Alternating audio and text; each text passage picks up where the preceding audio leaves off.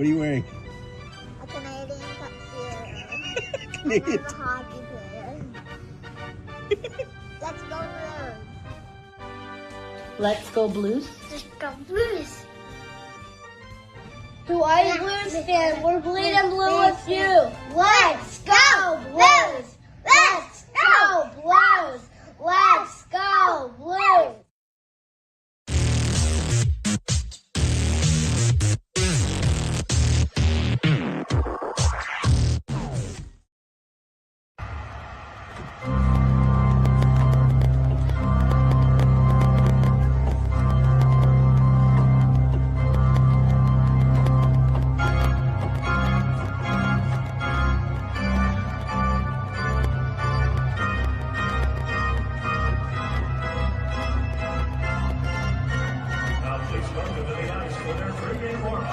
Presented by Scott Credit Union.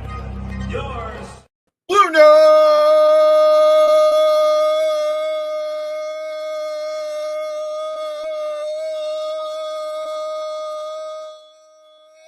Fan report. Hello, hello. It is draft day. Today, the teams that are bad hoping to get better, and the teams that are good hope to stay there. I'm Guy, and this is Justin. Can you hear me, buddy? Absolutely, man. How you doing? Can you hear me, Justin? We can hear you. I heard you. He's having technical difficulties. Hopefully he'll pop back in and we can hear him, or he can hear us. He'll figure it out. I know you can see me. I can't hear you, though. We can see and hear you. Man, I hate him. He's got it. Give me a moment. Okay. We can hear you. We can hear you. Right? The 4 people that are out there watching can hear you. I'll pull him out and he'll give me a thumbs up here in a second when he thinks he's good.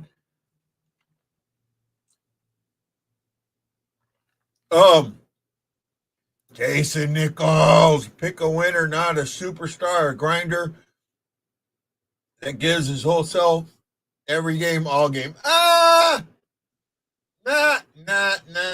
Okay, maybe, kind of, sort of, Jason. I don't know, man. Aaron! Hey, Aaron. I'm kind of waiting for Justin to come back because I want to talk about this. I put something out there that I thought was funny as hell, and I got a few little, chuckles from it, but I don't – so this year they're doing an NFL-style draft, and no,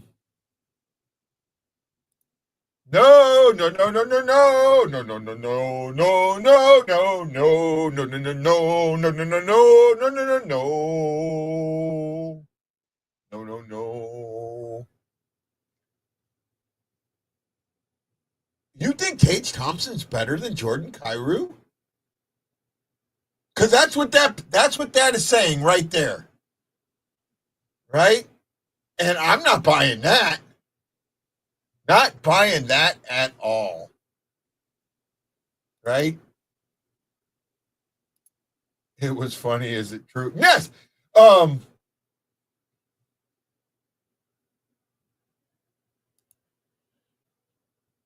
Bud, I'm sorry. Why? I'm not trading Kyrou. Here's the thing. A lot of people were talking about the trading Kyrou, with for the defenseman from the Islanders that they traded to Montreal today. And one of the biggest things is, how do I say this? I'm kind of waiting for Justin. There's a huge misunderstanding as to what the Blues need. Right? He might be back. Are you back? How you doing? I'm Hopefully. doing great. We could hear you before. Okay, yeah. I couldn't hear you, so that was my issue on my end. I don't know what's up with Bluetooth. I hate it sometimes. Yeah, I get it, man. I get it. I've been there, bud. My mic, the O-ring broke on my mic, and I don't have another one, so I may have to go try and jury rig a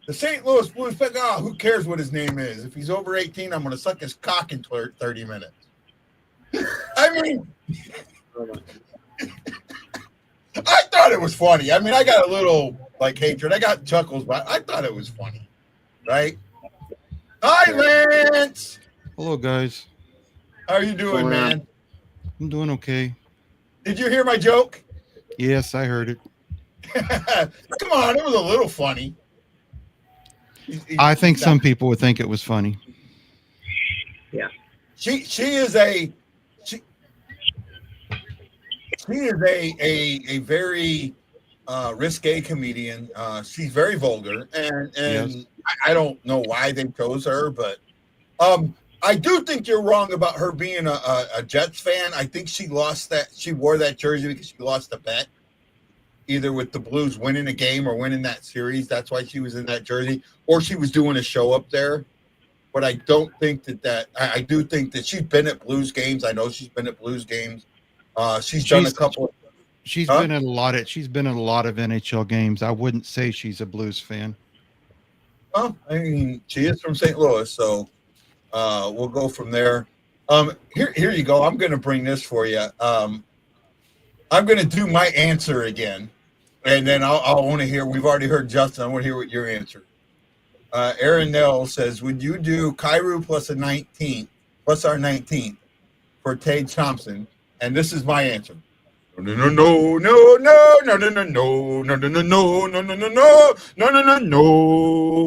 Okay, yours. No. See, I like that. Me and Lance agree. Just short no. That's one of the craziest things I've ever heard. I mean, you're trading one guy that's improved defensively leaps and bounds over the last 2 or 3 years, and maybe he isn't going to score as many goals as Tage Thompson, but he's right up there. He's scored more Blues goals in the last 3 years than any player. He scored 104 goals in the last 3 years, and the closest other Blues to him is Pavel Buchnevich at 74. It's not only that, it's that thing. I heard you talk about it. I seen you talk about it, I think, on X. So there was some talk about the Blues trading Kyrou for Dobson. And to me, that's an incomplete understanding to what the Blues problem is. The Blues problem is not, and probably will not be defense.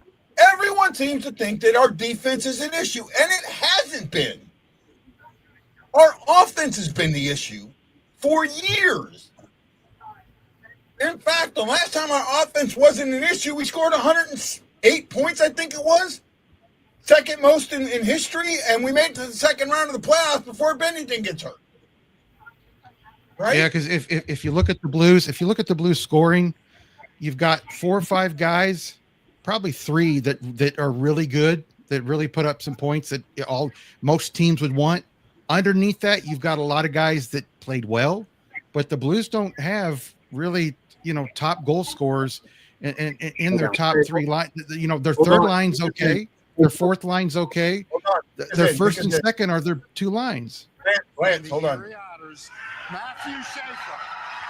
The Islanders pick Schaefer, and Batman is the one that announces.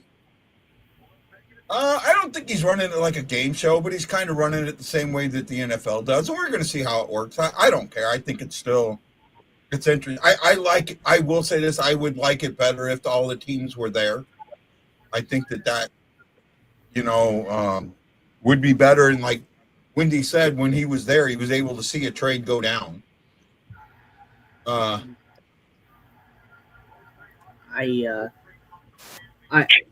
do kind of want to circle back. I do agree with you, Lance. We don't have that type of goal scorer. We don't have Austin Matthews. We don't have a Nathan McKinnon that is going to produce some points. I mean, the closest thing to that is Robert Thomas. I mean, and I say it all the time. Robert Thomas can easily get to 100 points. Eventually. He might even make it this season. I mean, if he can stay healthy.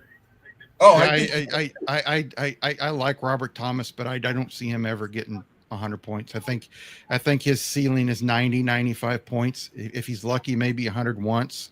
He's a great player. Don't get me wrong, and he's one of the top 10 centers in the league. A lot of people don't think that, but he is one of the top 10 centers in the league. And I love Robert Thomas, and people talking about, nobody talks about wanting to move Thomas, but everybody talks about wanting to move Kyrou. And like I told somebody today, where are you going to replace those 104 goals over the next 3 seasons? Well, everybody's been telling me, oh, Holloway's going to replace those 34 goals. You think Holloway's going to score 34 more goals than he did last year?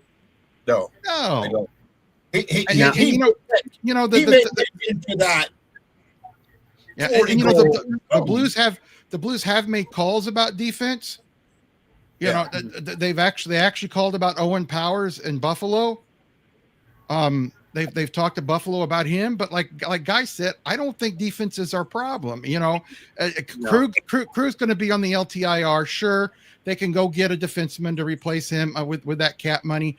I think I'd like to see a few more guys on that fourth line. I know the fourth line played well, but mix in a guy on that third line and fourth line, and it's going to be interesting to see.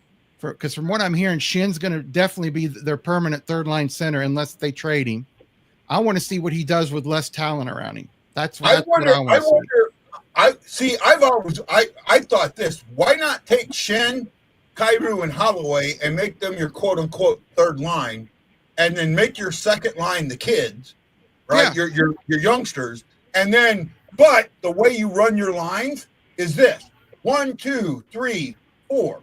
1, 3, 2, 4. 1, 2, 3, 4. 1, 3, 2, 4. So that way, they're basically your second and third lines are the same. And then, depending when you go to shorten your bench, if you go to shorten it, you use the second or third line, whichever one's producing in that game or having the better game, you use it that way. That's how I do it, right? Well, the thing about it is, I think Shin makes too much money to be a third line guy, and his skill set is diminished. A lot of times last year, I went to several games, I didn't even notice him. But then there's other games where he plays really great, and that's a sign of a guy that's aging. He's aging really, really fast. I don't think Shin will be in this league when he's 36, 37 years old. And if he is, he's going to be a low-paid fourth line guy. And I said, I like him. But I think that's your place. Yeah. So Aaron was saying, dog, what? He had 81 points in 70 games, Lance. Thomas was on pace this year for just under 95 points, 94. Yeah, that's what I said. 95 points. He is. I'm sorry, guys. I've watched him play. He's 27, 28 years old now. He's in his prime. He is not going to be a perennial 100 point scorer. He's just not. He's going to be that guy that's 85 to 95 points. Is that bad? No, that's not bad. That's not bad at all. If he hits 100, I kind of don't agree with you. I do think under a full year of Montgomery, because if you put out, if you look at what he did, well, he had 80 points. He had 80 points before, and he wasn't with Montgomery. Yeah. Well, no, he wasn't with Montgomery. Now he is with Montgomery.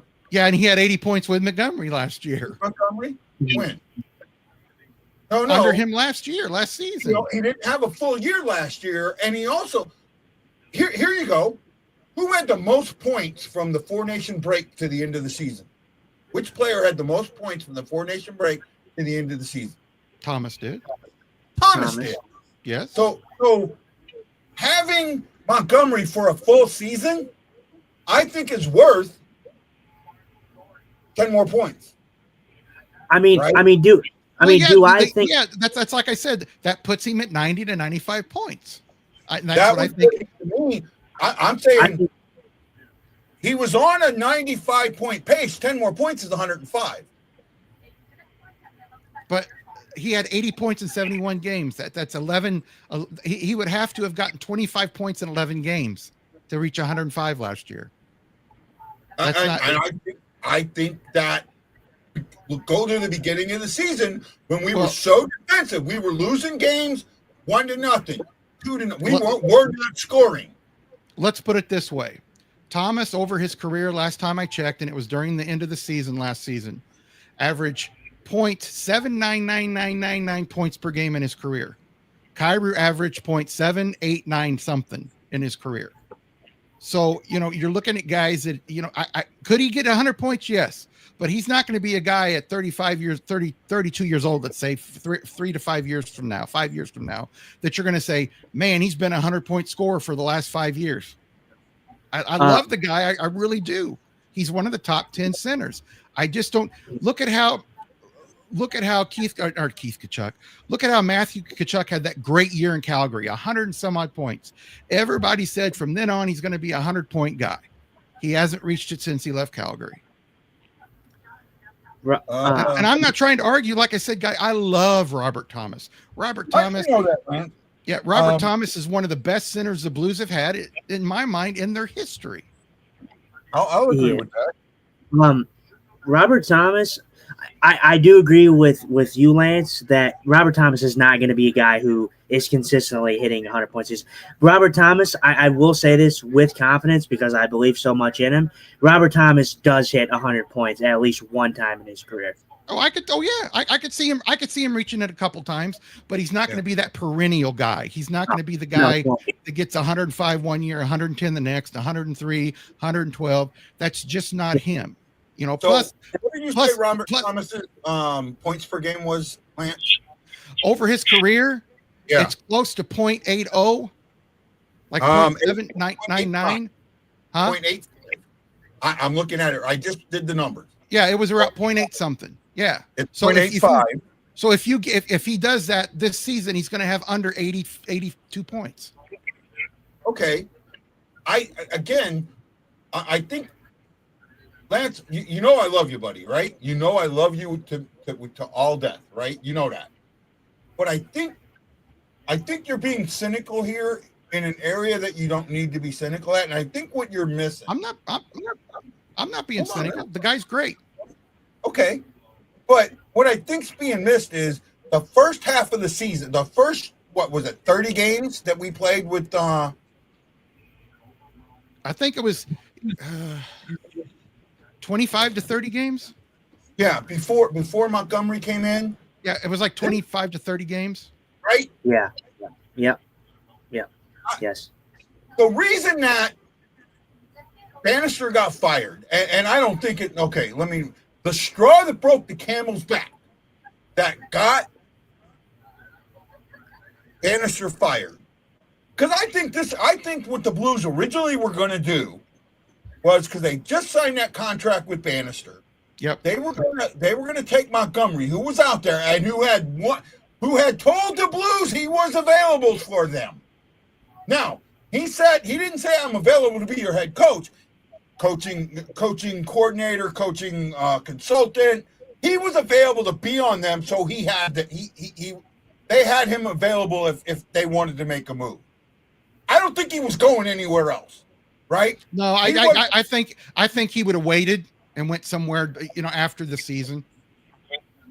But he wanted to come to the Blues. He made it known before he left and took the job in Boston that he would always be open. If he wasn't happy in Boston, he'd always be open to come back to the Blues. And remember, Guy, this is one thing that you and I went around about. When Montgomery left, I said, they're going to miss him more than Guy. And you said, no, I don't think so. And, I didn't mean to prove you wrong, but I think you really have seen in the second half of the season, does he make mistakes? Yes. But like you said, when we're talking about Thomas, he's only been here half a year. He's going to instill more things in him. And you know what? No, Robert Thomas could surprise me and get 115 points. The Blues could surprise me and win the President's Trophy. I mean, I wouldn't go that far. I mean, I would love to see it, but I wouldn't go that far. But let me tell you this much. I think the Blues right now, even before this draft, have a better talent than Boston had when he won the President's Trophy. I'm being serious. I agree with you 100%. If I'm honest, I agree with you. Well, here's what do you think, Guy?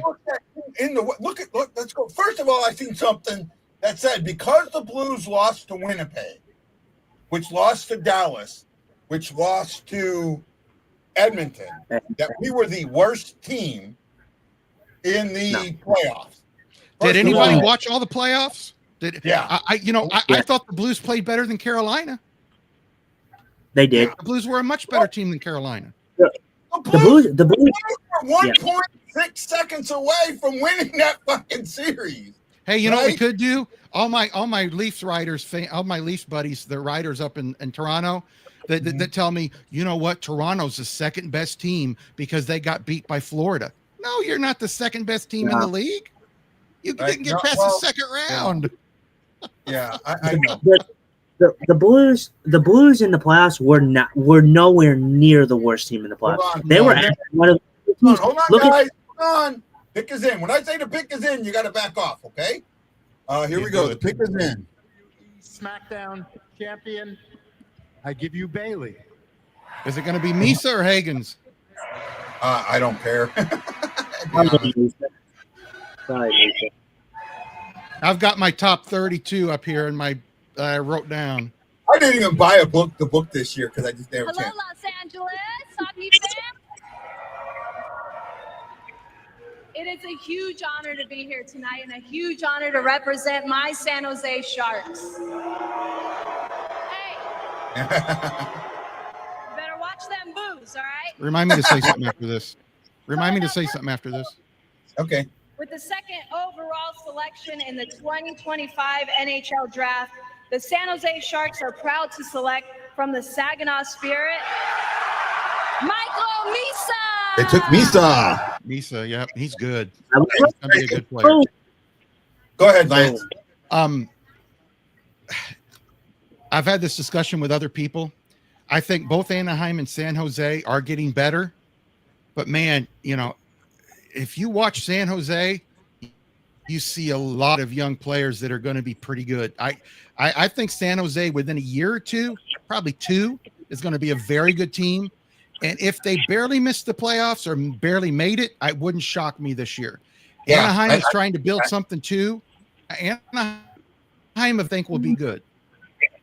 Right. Lance, I heard you. You posted something on Twitter earlier, or actually, you might have posted it in my group. Who do you think the Blues should take at 19, and not name wise, but type of player? I want to talk about they best available. I don't care if it's a left wing, right wing, defenseman, center. At that position, yes, you build in the draft, but everybody online, guy, and you've seen it. Everybody online, we got to get somebody to help us with our D, or we got to get a forward to help us. Guys, most of these guys that get drafted are 2 to 4 years away from making a huge impact in the NHL. You don't know what the Blues needs are going to be in 4 years. So you draft, unless you got the top 5 pick, you draft best available. You got to take that best player available, no matter position. I'm with you, but I also think you have the ability. So first of all, and me and Justin talked about this a couple days ago. You go and look at the Blues history in this range, the late teens, early 20 range, and for the most part, it's pretty damn good. Yeah, they've drafted pretty well. There's been a couple busts, but mostly a lot of those guys have ended up with the Blues or have been traded, and now they're in the NHL. There's only one bust in that range that I could come up with in the past 10 years. Only one. Buck. Yeah. Buck is the only one that the Blues have drafted in that range. And I'm not talking about like the guys he drafted 10 or the guys drafted in the last couple of years that aren't up yet, but are looking like they're going to be up. But and Buck, you know what? When the Blues took Bach, he was supposed to go in the top 6. Yeah. And the Blues, he fell down. He fell. And I kept asking, why is he falling? Why does he keep falling? Because the people I know have always told me, oh, Bach may not be a great guy, but he's at least going to be a second line guy that's going to give you 25 goals a year. And that's what people kept telling me. I was shocked that he just went. Yeah. No. And then, we traded him. He was part of the Justin Falk trade. And he still hasn't. He hasn't. Well, what about Clem Costin? Clem Costin was 31, and I would say I don't know if that's that same mid, that 15 to 25 range that I'm looking at. But that's usually where we're drafted. You want my personal opinion? If Montgomery would have been the coach when they drafted Costin, he would probably be a third or fourth line player here. I really think he would have, but he was passed around so much. Edmonton, I think he went to Carolina or Ottawa for a while. And, there's people in Edmonton that want him back. I've seen it all through this pre-draft stuff. Why don't we just go get Costin? So somebody likes him. But you know what? Anybody that plays on that first or second line in Edmonton better score 20, 25 goals. Yeah. Well, I mean, Costin, my thing with Costin, first of all, when we got Costin, right, that's the same year. So you brought Costin up, and we picked Thomas at like 22 or 23. 23, I think, yeah. So at that point, I'm not calling Costin a bust. I think I'm not. Huh? No, I'm not calling him a bust. I'm just saying that I think the Blues expect a little more of him, and his problem is he's never going to be great defensively. He's unlike Kyrou. Out of where the Blues normally pick. Yep. Right. That's what I'm trying to get at. Yep. Right. That range where they normally pick. And you want my opinion? Yeah. There's a lot more guys in this league between the 25th and 40th pick than there are in the top 10. I'll guarantee it. If you did the research, I did it last year, and there were more guys in between those picks in the NHL than the top 10 picks.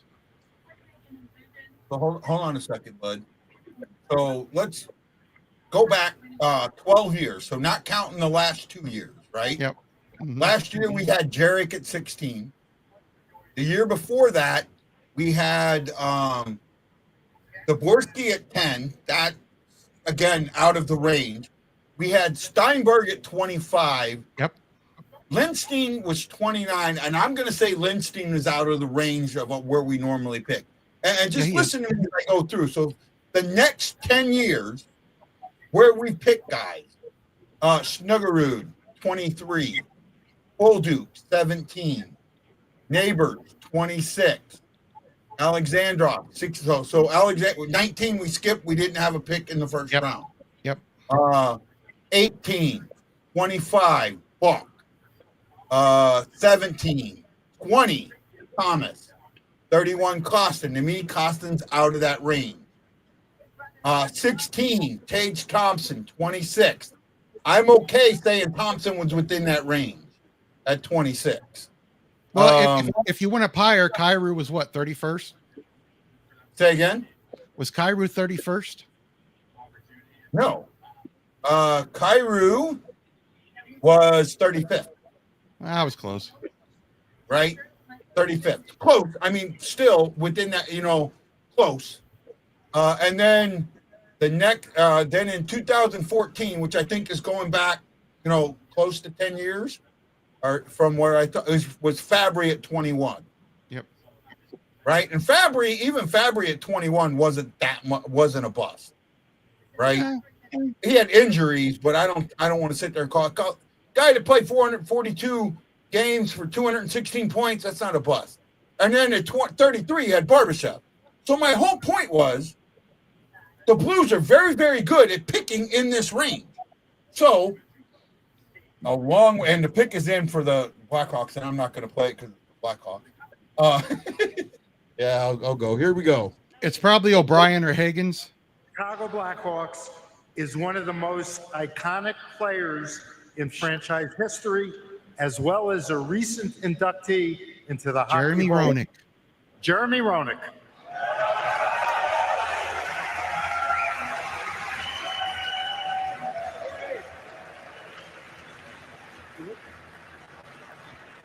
What's up, LA?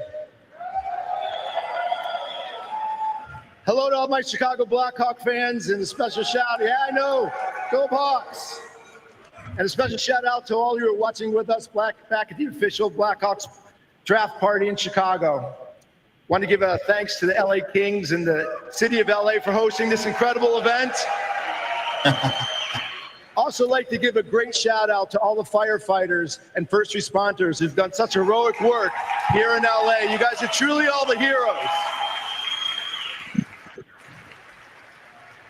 As we enter 100 years of Blackhawks hockey and celebrate the franchise's centennial upcoming season, I am honored to be here representing the incredible Blackhawks alumni and boy, this boy, man, he can talk, can't he?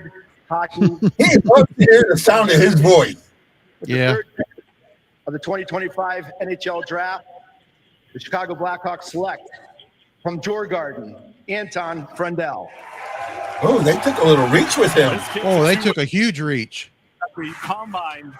They took a little bit of a reach with him. So back, what I was getting the whole thing, what my whole point was, getting back, was that the Blues are so good at picking at this spot. If there's a player within that range that you've had your eyes on that may not be best available, then I go for that player that you had your eyes on. You know what I'm saying, Lance? Yeah, I know what you're saying. I did not have him in my top 20. Really? Yeah, I the guy they just picked. Higher than that. I think it was like 7 or 8. Let me see here. Let me go to see what the NHL had him. 1, 2, 3. I don't see him in the top 20 on the NHL either. I thought he was higher than that.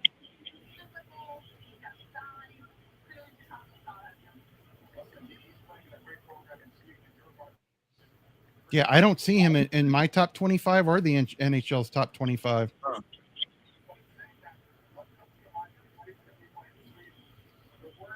I don't have anybody even named Anton. Fondell? No Fondell, huh? No. Really? No, I don't have him in the top 30, actually. Wow.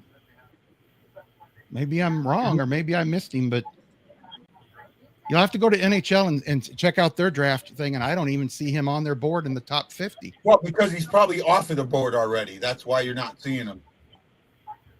He's off the board. No, I'm looking at the already. picks.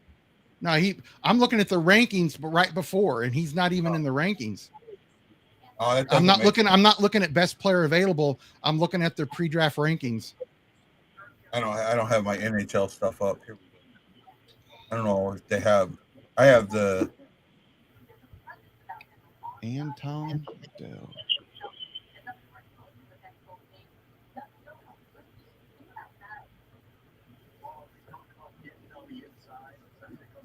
I couldn't have missed him on mine. he would be listed under European skaters. Yeah. I have everything. I have the European skaters and North America all in one.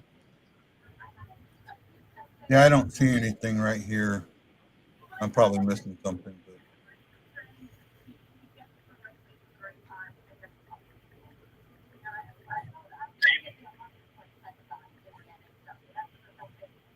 Oh, here we go. Central Scouting Rankings. Here we go. I'm on the media site. Central Scouting final rankings. Actually, for international skaters, he's ranked 1. I must not have done international skaters. Anton Frundell is. They've got him 5th, right? So Yeah. Schaefer, Misa, Hagens, and then Fondell 4th. They had him listed 4th, so he wasn't a complete. Yeah, and they had him the number 1 skater, so it wasn't a complete. They didn't miss by much there. You know what I mean? They could have gone with Hagens. They went with the Misa or with Fondell, so it wasn't that much of a thing. Yeah, hardly anybody's watching, bud, and I appreciate you watching for me. I've only gotten 4 likes today. Ryan Green, John Jeffrey, Stanley Marlowe, and Jason Nichols. That's it. Right? Number 4. Yeah, that's where we found him, Matlow. we're getting hatred for that. Just be glad the Blackhawks probably got a bust. I don't know if they got a bust. The Blackhawks' biggest issue is they don't have a direction to me. No, they don't. Right? they're throwing up. They're throwing everything at the wall to see what'll stick, and then going from there.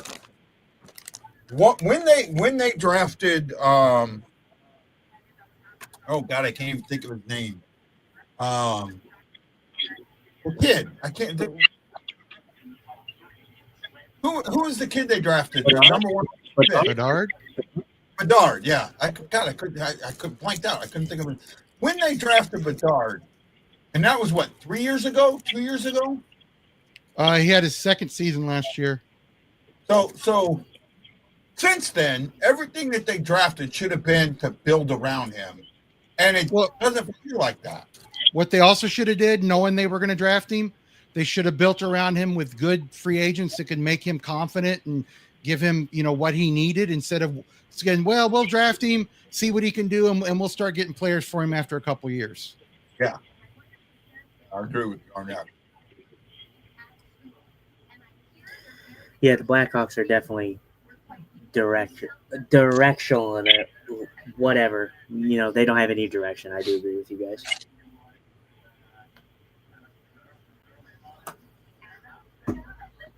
I mean, I get what you going back to what we're saying. I understand best available, but as good as the Blues are drafting in that range, if there's somebody on their board that may not be quote unquote best available, listed by Central Scouting, I'm okay with you dropping down, going for it. As long as you aren't reaching into the second round somewhere. Right? Yeah, Armstrong has always said, at least from what I've been told, that if the player's not there that they wanted to draft, then they always take best available player. So like that's what I said. They just look so, they're just so good in that area. And we just looked at it. The only miss is Buck, right? In 10 years, the only miss is Buck. I don't think any other player that we talked about in that range, that they took in that range, we could go, oops, that was a mistake, or, not only that, when they got Neighbors in that range, a lot of people were surprised we took Neighbors, and look what Neighbors become. Snuggerud, a lot of people, Snuggerud, I think we took him 4 or 5 picks ahead of where he was listed. And Snuggerud's going to be a special player, I think. Yeah, you can already see the special. Staying on course, the next pick is for the Utah Mammoth. Joining us from Utah is one of the PGA Tour's longest hitters and most decorated athletes, Salt Lake City native Tony Finau. Tony Finau here, coming to you from Salt Lake City, Utah. Super stoked to be here to make this pick on behalf of Utah and the Utah Mammoth. Being a Utah native myself, having an NHL team in Utah has been absolutely incredible. Our inaugural season, I thought, was incredible. It was great, and I'm so looking forward to seeing the team grow with this incredible player. I got to be honest with you guys. I think he likes the word incredible. Mammoth. A little bit. What kind of noise does a mammoth make? Well, I don't know what type of noise a mammoth makes, but I know what type of noise we make right here in Utah. Can I get a? Oh my goodness! What in the world was that? Yeah. This is crazy. Oh yeah. Selection in the 2025 NHL Draft. Alexander Zurovsky. Proud to select from the Moncton Wildcats, Caleb Deone. Oh wow, that might be a good pick for them. This is a 200-foot player. Excellent skater. I go back, and I don't think Eric Johnson was a bust. In hindsight, you can say, yeah, they could have picked somebody else. And NHL.com, oops, I'm still on, there we go. NHL.com did a thing a couple of years ago where they went back and redrafted classes, right? And they redrafted 2006. And Eric Johnson still was like in number 13, right? It wasn't like he wasn't in the first round. he was still in the first round, right? And remember, they're drafting at hindsight. So, and not only that, I'll be honest with you. I think if we draft Taze gets traded. Taze doesn't stay with St. Louis. He doesn't seem like a St. Louis type of player that we had in those days. And I don't think we had anybody really in those days built around Taze that would have helped that team. I think Taze doesn't do well in St. Louis if he's drafted with the number 1 overall pick. Am I wrong? Maybe. Well, you got to look at it this way. They would eventually have had Oshie around him, Piron around him. All those younger guys that they drafted around there. Eventually, Pietrangelo would have been there on defense to help out. I think he would have been okay. A lot of people, especially Blues fans, just talk about how terrible Eric Johnson was. Well, what should he have been drafted first? Probably not. But he's ended up to be a good, steady defenseman. Is he great? No, but he's been a very good NHL. A guy to play that long in the NHL, as long as he's played, you've got to be at least good. You cannot be bad. 1,023 games. Yeah, he was a good defenseman. Yeah. So these are the players that Johnson could have had around him based on the draft afterward. Ehlers, Cole, and Perron. I don't think Hamilton never played for Pietrangelo, Jake Allen, Laterra. She would have been there eventually. I'm looking. I think Johnson was drafted in 2006 or 2007, wasn't he? Okay. Bergelin. Oshie was in 2005. Yeah. Oshie would have eventually been there with him. Yeah, well, he'd have been there. Yeah, he'd have probably been there before him. Yeah. I saw my first game. I saw Oshie's first game, and it was in 2008. Okay. So Oshie didn't play right away then. Nope. Where Johnson played right away, right? He came up right away. Yep. In 2007, he played in 2007, if I remember correctly. Yeah, I think he did. Because I remember seeing him in 2008. I went to see a couple games in 2008. So yeah, he'd have had some players around him, but I don't know that. I still don't know if he would have been that type of player. I just don't think Taze would have been the same player in St. Louis. Right? Schmaltz might have been there. Ty Ratty. Ratty really didn't have a good career with St. Louis. Everybody's talking about how the Blues couldn't get it done to get Dobson. Well, here's why they couldn't get it done. Dobson didn't want to play in the West. He wanted to stay in the East, number one. Number two, Montreal gave them 2 first-round picks this year and a mid-level guy that's kind of going to be an okay player in Heineman. And the Blues offered Kyrou in their 19th. What would you do, if you're the Islanders? You're going to take two top 17 picks, the 16th and 17th pick. Any of y'all know if we're going to trade for Bowen Bryant? I'd say no. The Blues have called about Powers.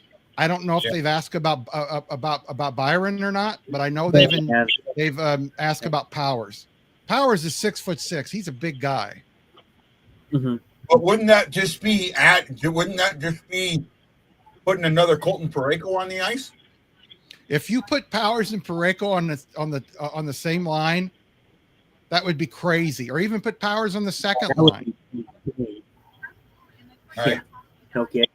That'd be crazy. But you know what? I don't understand, Guy, why all these people, ever since Kyrou's been here, he had the best plus minus last year, improved great defensively, didn't give the puck up as much. And if you noticed, he got better under Armstrong than he was under Berube or what's his face?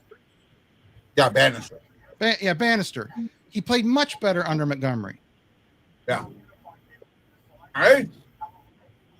When Montgomery was the assistant coach and in charge of the offense, is when Kyrou really, really shined.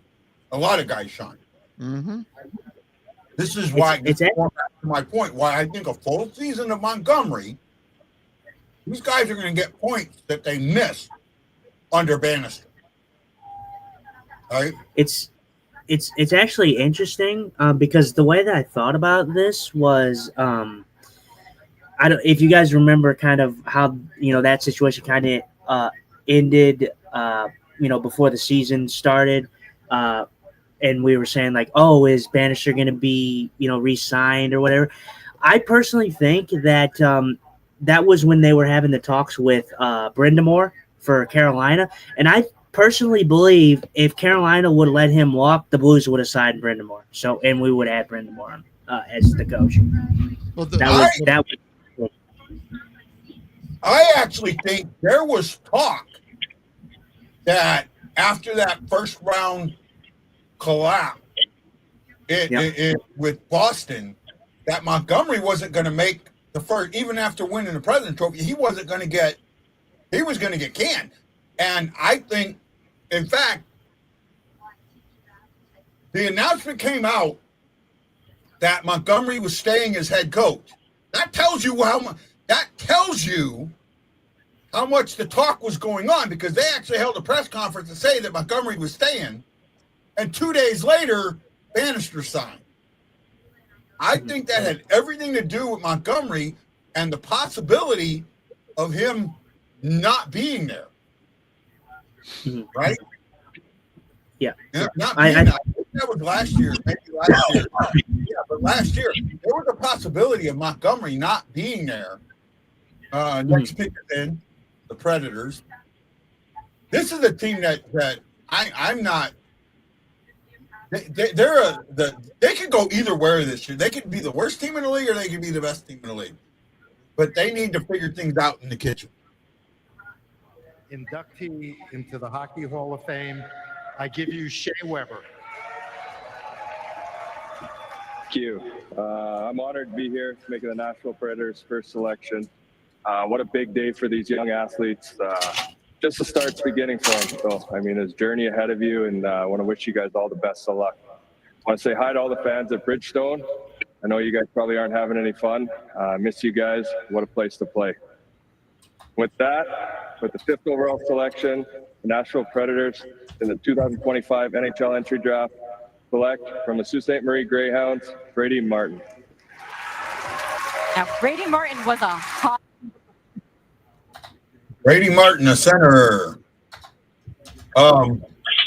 They have no. There's another team that has no direction, right? They took all these superstars, said, "Here, go play together." No coach, no GM, no understanding. Just make it happen, and it didn't work. Nope. So, we'll see what happens now. We shall. Oh, this guy's not even at the draft. Brady Martin's not even at the draft. Need to say.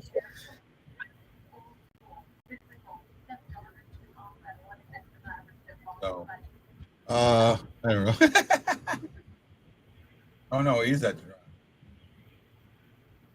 Oh no, they're talking about Schaefer.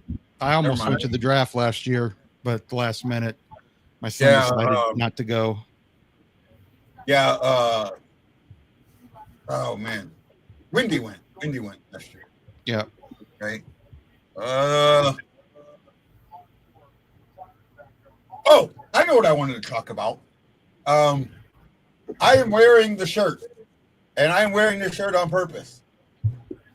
Justin, I have gotten, believe it or not, a lot of feedback over our show. Oh, really? That we did on the uniform. Okay? Yep.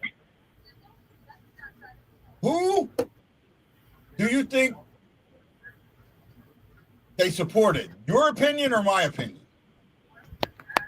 I'm gonna go with probably your opinion.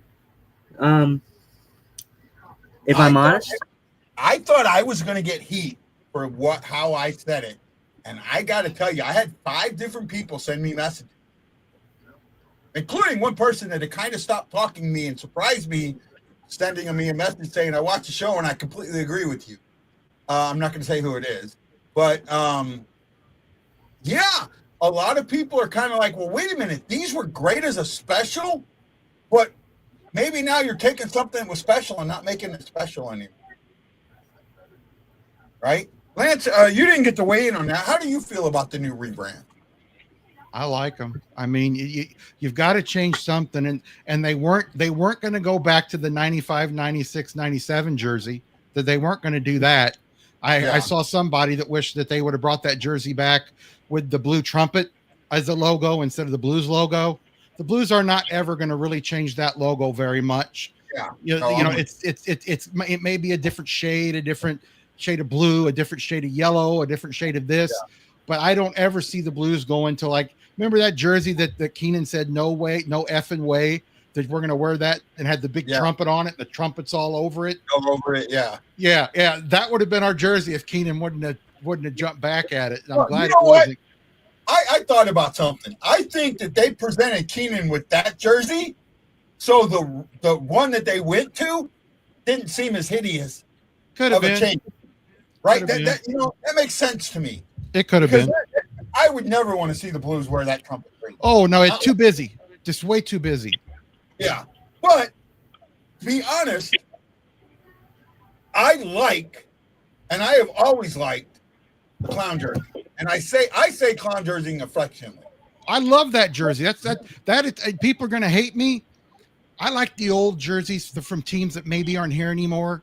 I know the Dallas Stars are there, but I like the Minnesota North Stars, the Cleveland Barons, the California Golden Seals, the Colorado Rockies. I even like the old Vancouver jerseys from the late 70s, early 80s. I like that stuff that kind of looks classical and not quite, so modern. It's different. It was just different than everybody thinks.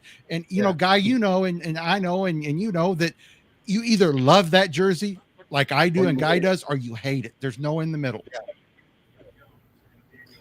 I want your opinion on my question. What question? Here we go. Do you think Bannister stayed? Do you think if Bannister stayed, we'd be drafting in the top 10? Yep. I think we'd be drafted in the top 5. I think we'd have drafted in the top 3. Yeah. Well, then I'll double down on it, or I'll triple down on it. I think we would have been drafted 1. Did you hear the rumor? We wouldn't have had to weapon to draft 1. So, did you hear the rumor did you guys hear the rumor after the season? What? That Pittsburgh was going to interview Bannister, and I think they eventually did for their head coaching job. Oh yeah! Wow, that's insanity. That's crazy. Kyle Dubas is lost. Yeah. Yeah. The Blues were never going to give up what it was taking to get Thompson, and they weren't going to pay. They weren't going to pay him $9.5 million either. Yeah. Right. I told people he was going to win around 10, and they all said I was crazy. It's like this rumor. It's like this rumor going around. It's like this rumor going around that I think it was Andy Strickland that the Blues are interested in Marcus Granlund. And I said, he's making 5. He's going to want 7 or 8. He's already said he's going to want a huge raise. I don't like Granlund. He's 33 years old. I don't like him. Doesn't fit. No, he's getting older. He's not really a good fit here. Guy, I wanted to say to kind of circle back. I respect your opinion and where you stood on the rebrand and people's mindset for people who reached out to you and said, "Oh yeah, I agree with your take." It's not me that crapping on anybody's opinion. Just my opinion. Well, here, the thing with me is, and you even know this, guy, because I talked about it and I've been talking about it for weeks now, probably. I thought the Blues were going in the direction of making the light blues the home jerseys, and I was right. Yeah. I didn't see them going to a darker navy, to that darker navy blue kind of, look as their home. You're talking about that old third jersey, like from 2009, the one that had the circle thing that said the Blues in it. Yeah, dark navy. I love that. Yeah, he loves that one. I do too. I love that jersey. Yeah, I mean, I like it too. I like it too. But the arch jersey with the blue note in the arch. Yep. Mm-hmm. The only change I'd have made to that, I would have made it bigger. I would have taken away the circle, the St. Louis Blue circle, and actually made the arch and the note a little bigger, and not have the circle there. Have the arch by it stand alone with the note, or have the note a little bigger, but have the arch, but like the note was semi-imposed over it. So you would see the arch, but not the note, and then you'd see the note, but not the arch. Kind of like it was interwoven in the arch. Does that make sense? Yeah, it makes sense. I would love to see something along that line. Hey, Justin, I want to tell you something. You're new to this. Do your best not to apologize for your opinions, because your opinions are your opinions, and people, Absolutely. I respect your opinion, and people that don't pay attention to them, because you're entitled to your opinion. You could say the Blues are going to get 30 points next season, and that's it, and that's your opinion. Yep. Yeah. Well, no, and I'm not, go ahead. I'm not so much apologizing, because my opinion is my opinion and I'm sticking with it. I like the jerseys.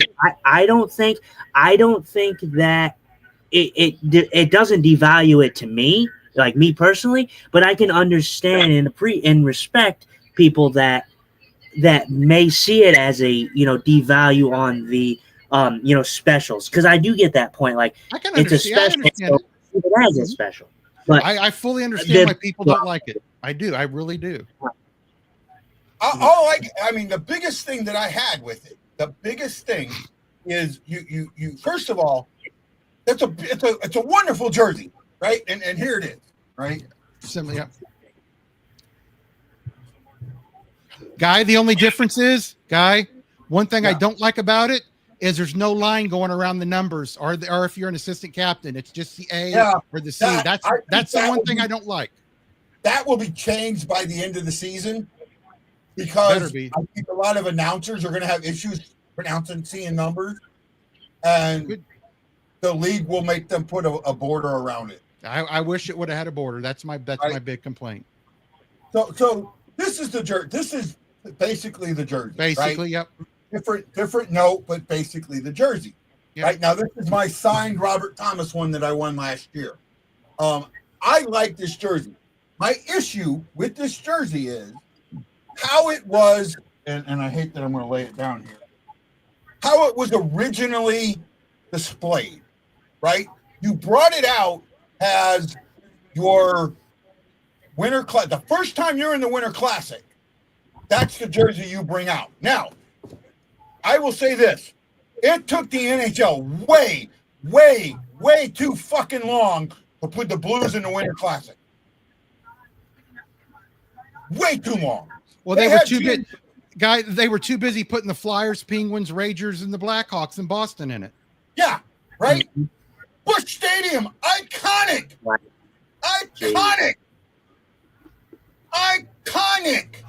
And you skipped over them. So you took way too long. So now the Blues get that chance that they've waited for years to put themselves on display, and they did it in a great way. These Winter Classic jerseys, which I have, were absolutely amazing. But then you use them for special occasions. Use them on Saturday games. You used it for Bobby Plager's funeral or memorial. You took that jersey and used it in special situations. Now you're turning around and saying, oh, it's just going to be the everyday jersey. You're taking something away from it by making it the everyday jersey. Don't get me wrong. I love the effing jersey. I just think that there's, in a way, by using it every day, and yes, you change the note a little bit, you're still devaluing the jersey. Let me ask you guys this, Justin and Guy. you may disagree with me. You know, guys my age, so he may agree with me. I don't know, but I wish they would go back to white at home and darks on the road. I disagree. I like the darks at home. I really do. I mean, I understand why. I do, but at home, why should you see the ugly color or the non? Not ugly. Why? The It's not ugly. Right. I like the darks at home. I like the darks at home. Now if I'm looking at it, for me, opinion wise, like I like seeing the darks at home. I mean, it would be a change. It's a unique change. And we're talking about the home jerseys a lot. I love the away jerseys. The away jerseys that they did, for this rebrand, love them. I think they're awesome. I'm probably more excited to see those in live action than the home jerseys this season.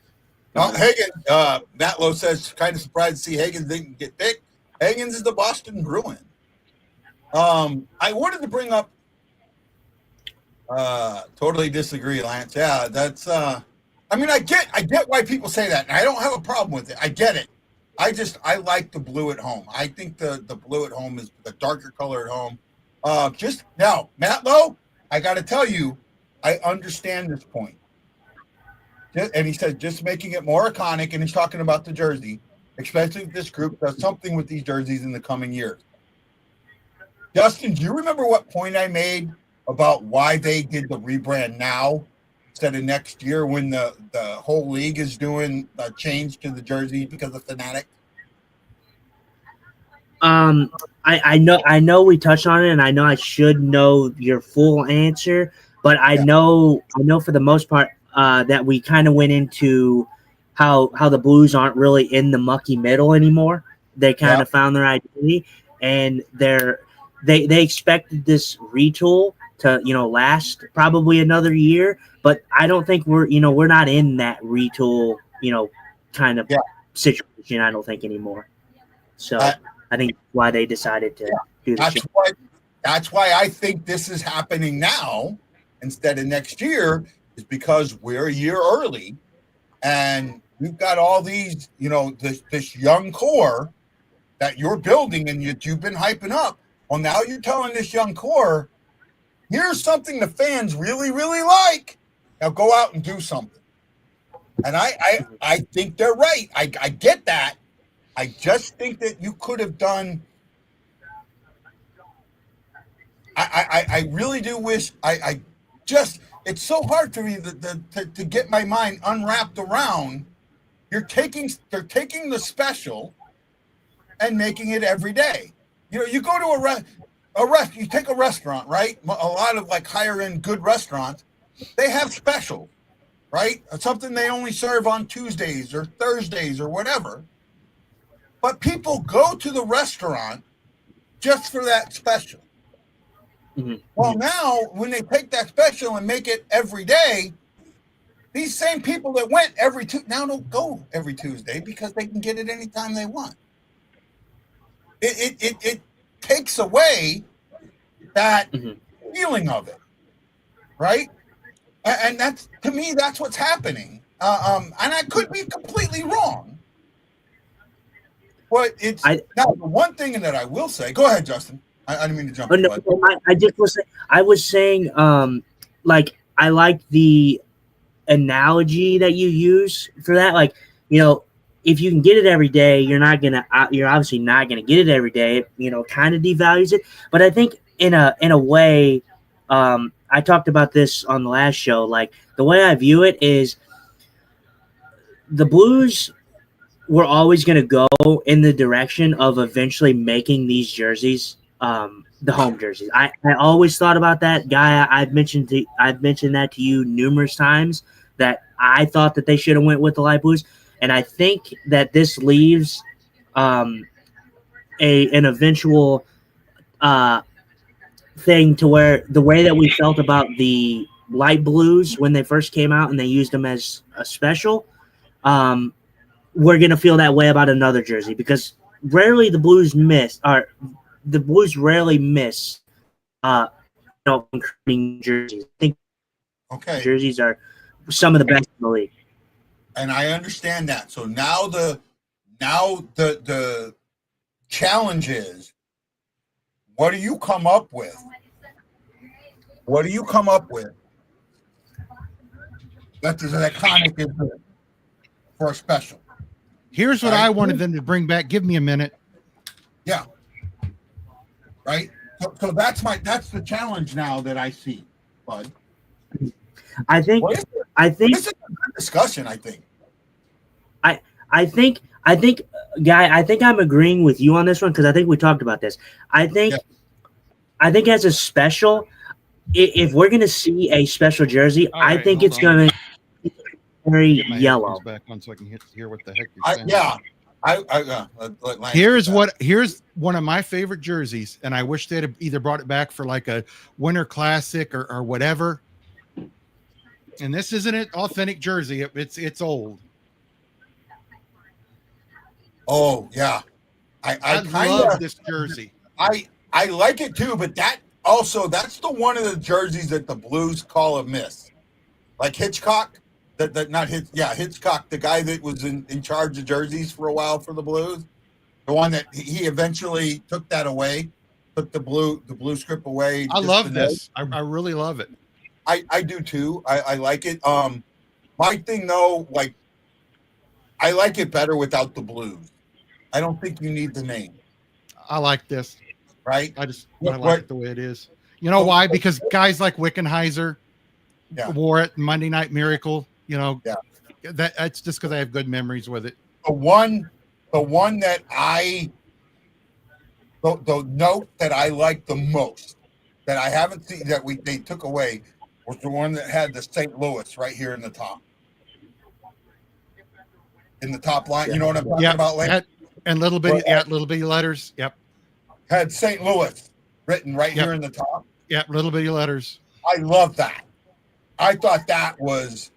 Now, if you don't want to put St. Louis there, and I'll wait till Lance gets back, but what do you think about instead of putting St. Louis there, putting Blues in that spot? Yeah, I mean that could work. I want to ask you, did you like for the Winter Classic jersey? I've liked most of the recent ones like that. Yes, sir. Hold on, man. Dang it, these headphones. Yes, sir. Yeah. That's it. Yep. This is the one that Brett Hall wore a lot. This was the type that Brett Hall wore a lot. Yeah. Until they went to the clown jersey. Yeah. Yep. And I'm saying clown jersey because everybody calls it that. Yeah, with loving affection. I'm not calling it that negativity. Yep. I love this jersey. Right. Lance, I got what I was saying, Lance, instead of putting St. Louis in that top bracket, because some people, what if they put Blues in that spot? They could do that. Right? Wouldn't that really kind of pop? Right? Yeah.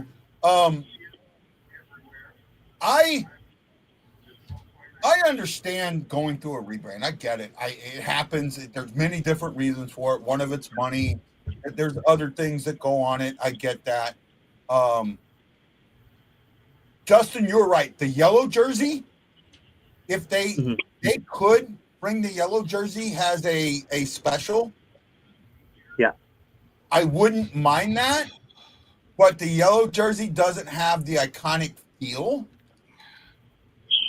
No, it doesn't. That's what we're talking about. I said, before you went away to get the other jersey, right? I said,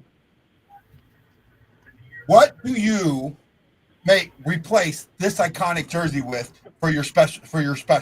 What do you put on the special now, right? And go back to my restaurant analogy. You had this incredible chicken parm that was your special. That everybody loved. And I like that Lance smiled. He gets the reference, right? Was it Kachuk, right? Was it? I forget. Oh, who was it? Yeah, there was one player back in the day that was huge on chicken parms, right? I think it was Kachuk. Kachuk, right? I'm almost positive. Yeah. Chicken parm, and you took that chicken parm that was every Friday and you made it your everyday. Now you've got to replace that iconic chicken parm with something.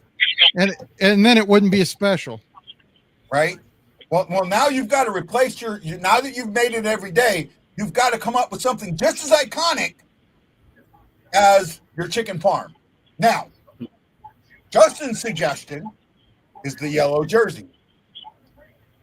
In the short term, I'm okay. Right now, the third jersey is going to be the current jersey. Right? The current blue jersey, that's going to be the third jersey. In the short term, if you went to the yellow, I'd be okay with it. However, the iconicness of it isn't there. The Blues never wore that jersey for any of their period. It was a reverse retro. Yep, it got voted down before they even played their first game. It was supposed to be like their original jersey, but it got voted down, and they never played in that yellow jersey. one. Yep. Yeah. Okay. But again, it was something that you never wore. So now you have to come up with something that's going to meet the iconicness of the powder blues. And I don't think it's easy. I don't think it's really easy.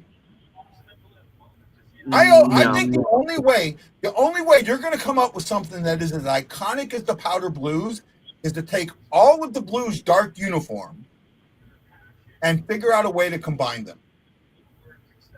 Right? Yeah, I think their next third jersey is going to have to be really different. It's going to have to be really different. You're going to have to take like the color of the jersey that you got behind you with the art symbol or something like that. Something different in the middle. You have to take a step up. Yep. And I don't know if that step is there. Right? Because, but again, you talk about it. Now, here's my thing, and I wanted to bring this up. The red. That jersey is the first jersey that brought the red into the Blues. Now, it was brought in. It may have originally been brought in because Calgary started putting red in their jersey. I don't know. Okay? But, to me, you go back to the clown jersey, and hold on a second.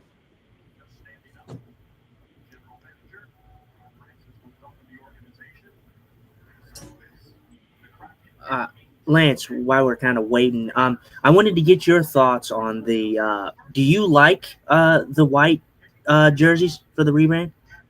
I don't like them as much. I like them, but I don't like them as much as the dark. You don't like them? Yeah. That style on the white, I don't. It's not. I would say if you said on a scale of 1 to 10, do you like it? I'd give it a 6 or a 7. I like the dark jersey a lot more. Do you? I also wanted to kind of pick your brain on. I loved both the cream like the cream color jerseys that they used for the Winter Classics. How'd you feel about those? I love those. Yep. Those things are awesome. I love those things, man. I wish that they could do, I mean, I don't see why they couldn't, but I mean, you're probably not going to go in the cream white direction for an away jersey. They could have. And I thought I when I first time I saw the new jerseys, when they showed the dark, I thought, I wonder if they're going to go with the cream for the away jersey. That's what I was thinking. And then I thought, and I thought, damn, that white is too bright. Yeah, I can see that. I love that. Here she is. Now, yep, I got one.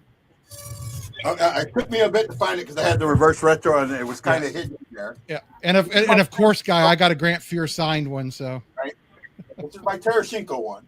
Right, most of my jerseys are Tarasenko. Yeah, there's something about this jersey that a lot of people don't understand. Well, you know what they did there? You know what they did with that jersey? What they did with that jersey there? They put the St. Louis on top of the note, just like you and I like. Okay, they did a lot in this jersey. Yeah, I love that jersey. There's going on in this jersey that people don't understand. Yeah. People just didn't give it a chance. Here's the thing. This jersey is absolutely, completely full of symbolism. It is. Right? Yep. The most important symbol on this jersey is right here. Yep. Do you know what this is? What this right here is? Do you know what this is? And this? Do you know what this is? You're talking about just the stripes. You're talking about just the stripes, or the whole red, yellow, and stripes? No, just the stripe. Just the stripe part. Not the red and yellow. It's supposed to be like a note, like where they put notes on a music sheet. Yeah, yeah, where they put music notes. The music staff, right? It's a note bar. It's a note bar for writing music. Yeah. Right? That it's for the notes, right? Here's the other thing. When you look at this jersey, what does this? Think about this. First of all the representation. St. Louis in the note, the trumpet, okay? All the symbolism and representation.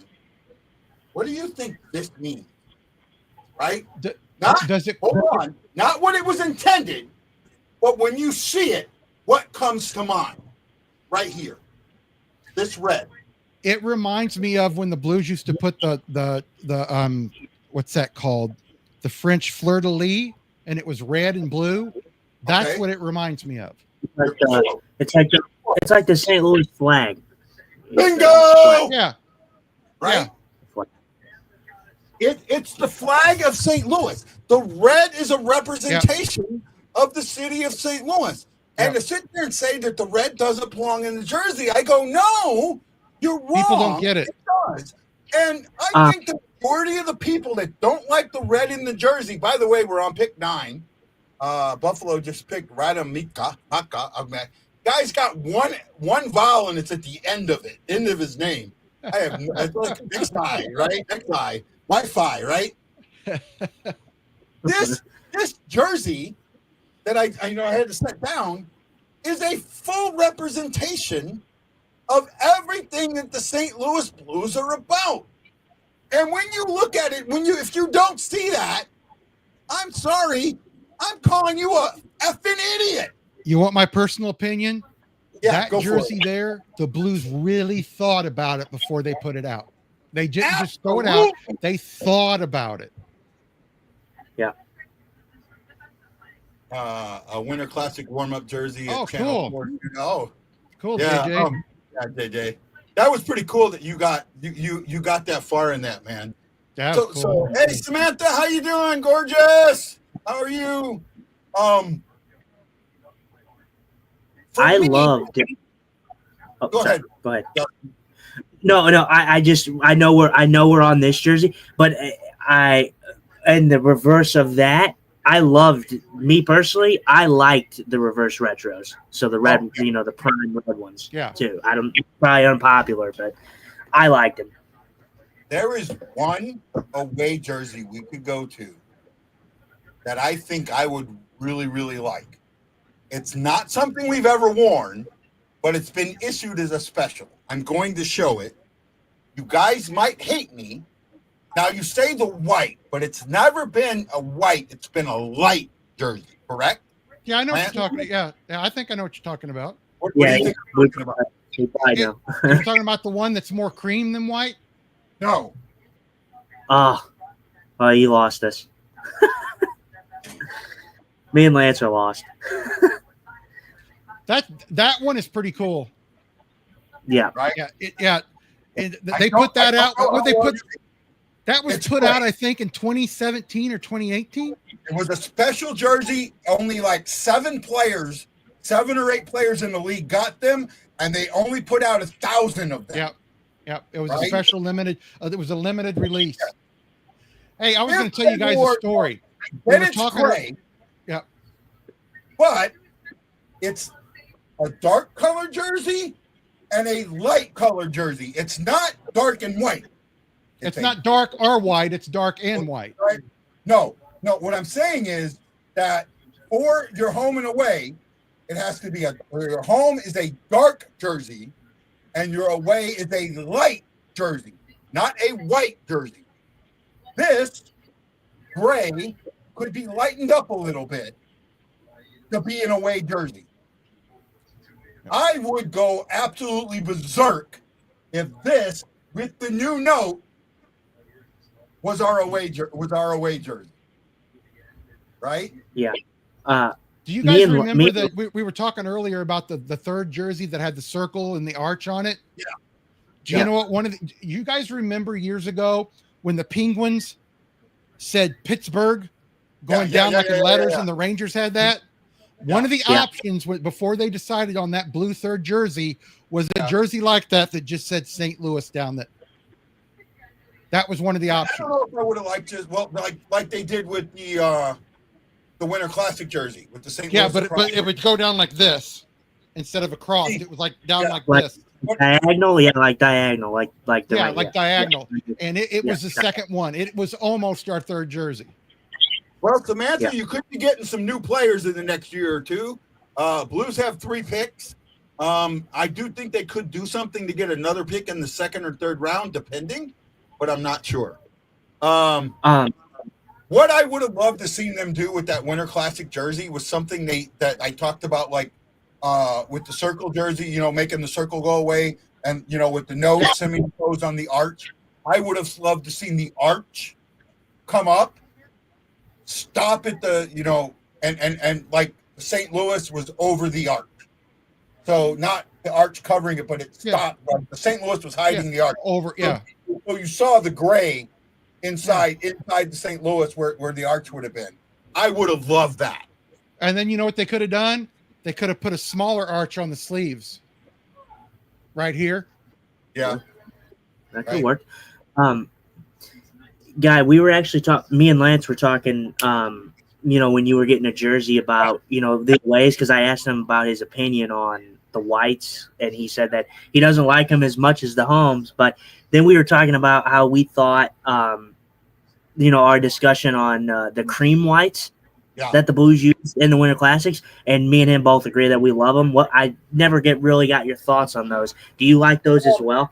I don't have that. That's the one jersey I don't have that I'm kind of upset. I was supposed to get one, but some things happened, and I ended up not I like getting that jersey. I really like it. I do like it. I do like it. I do like the cream. If I had to choose between the cream and the gray, I would take the gray over the cream. Yep, me too. But I would be okay with the cream. Yeah, the cream is definitely better than the bright white. Yeah, yeah. But they have 2 of them. So they have 2 of them. They have the one from 22, right? 22, and then the most recent one that they just played against Chicago. Like both of them are cream whites, but different, different versions. Yeah. Obviously. So I don't have the 22. I have the current one. Yeah. Right. Oh man, I love the 22 one. Man, the 22 one's great. With Minnesota, against Minnesota, I didn't like Minnesota's jerseys, to be completely honest with you. I think we thought we blew theirs out of the water. Yeah, their jersey was not very good for that Winter Classic. John said the third jersey with the arch and the note should have had a small plane. Why is that would have been interesting. He's talking about Lindbergh in the Spirit of St. Louis. Maybe you could have put it up here on the sleeve. Up here? On a sleeve? I think I'd have been okay with it. The problem is, I think that is a trademark thing. And I don't know if the Blues could have used it. No, I think they could have used it. Right? Oh, they got Charlie Conway. See, Guy, they could have used it and put a thing on there and just said St. Louis, but they couldn't have put Spirit of St. Louis on it. Okay. All right, and that's fair. But, I'd have been okay with that. The Ducks have the original Mighty Ducks. Announced 2 of the original Mighty Ducks announced in their pick. That white and orange and the Ducks orange jerseys, you guys may hate them, but man, I love them. I love those jerseys. Oh, Lance, if you know me, buddy, orange is my favorite color. So anything orange, I'm orange and the color of the Miami Dolphins jerseys are my favorite 2 colors. Yeah. Yeah. Right. No, I think the orange really stood out for this. Yeah. Because it was a good contrast to the green of the original jersey, right? Mm-hmm. You got the green. Now, what do you put opposite of that? And it's hard to contrast green. It very much is. Green, right? It's hard, like my green screen here. It's hard to contrast that. Yeah. That orange is an incredible job of contrasting the green. Yeah. Right. They implement orange way better than the Flyers have done. Oh yeah. Recently. Yeah. You know, I when I was a kid, I liked the Flyers jersey, 76, 77, when they were really good. Yeah. They just haven't changed it much. You know, I hope next year they really change it. I don't like the city, but I really hope the fans get a much better jersey than what they have. Samantha says, I'm following the draft on my laptop. I would be following it on my phone. My phone quit on me Tuesday. Sorry, Samantha. John Jeffrey says, your idea for that Winter Classic jersey was so right. If you would have taken that art, put it on that jersey because, you know, everyone complained about it just being the St. Louis, and I got that. Well, you know, what's funny is the first game that they sold that the real dark blue jersey, I got one before the game started, and it was finished halfway through the first period, and I went and picked it up and wore it. I didn't get a single fan come up to me and tell me they hated it. Everybody said, did you just get that? I didn't know they were releasing that tonight. Those are great. I didn't have one single fan tell me they didn't like it. Are you talking about the new one? The third jersey, the old third round jersey with the arch. Oh, yeah. Yeah, everybody loved that. Yeah. You know, I don't know that this is a fact, but I've been told, and the rumor is there's a reason why we're not getting that jersey back. There is somebody extremely, extremely important who hates that jersey. Any guesses? Is it Stillman? It's not Stillman, is it? Is it Stillman? I figured. Yeah. He was my number one at the top of the list. Yeah. And you know what? What the owner says goes. Yeah. Hey, yeah, I've got one. That is a beautiful jersey. Beautiful. I've got so many memories of Backus, Tarasenko in that jersey. You know, Berglund. Here's the thing: the only change I'd have made to it, the note is over the arch. Yep. I would have put the note behind the arch. Behind it. So the arch would have come up, right?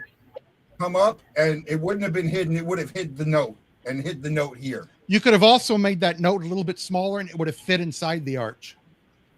I thought, to me, if you were going to do that, this goes away. Oh, yeah, that's what I'm talking about. Take the circle away and then put the blue note inside the arch. And then you make the arch bigger, and then the note fits inside. That's exactly what I was talking about. I'd have been okay with that, too. Yep. Right? So, it's actually funny you guys say this, because, like, it's a beautiful jersey. But if you think about it like this, like, look back at, like, what television broadcasts look like when they were wearing those. They kind of had that, that misty kind of smoky kind of look to it, when you watch it on TV. But like, imagine if you had something like that now with the, the TV, how far it's come, TV wise, you'd see those jerseys and you'd be like, man, those things are beautiful. Like, yeah, we've been talking about we're on pick 10 now. I mean, there's nothing. The draft is okay, but it's not like grabbing my attention. No, I think the main reason I watch the draft is for trades. It's for surprise picks, like somebody taking it 10 when they should have been 25th. Yeah. That's why I watch the NHL draft. Right. Yeah. I love that jersey, but the baby blues is my homie. I get. Hey, Jason, I thought Guy was your homie. Yeah. I get the love of the jersey. I really do. It just comes to me, and it's not that I don't like the jersey. It's just, are you making, and that's my question, are you taking something that was special and turning it into everyday and devaluing it? Yeah. And I get that, and I definitely get that. And like I was saying, Guy, I think the analogy you used is great. But like I said, I think we introduced this jersey in 2017. We're coming in on like 8 years now. Of it using it as a special.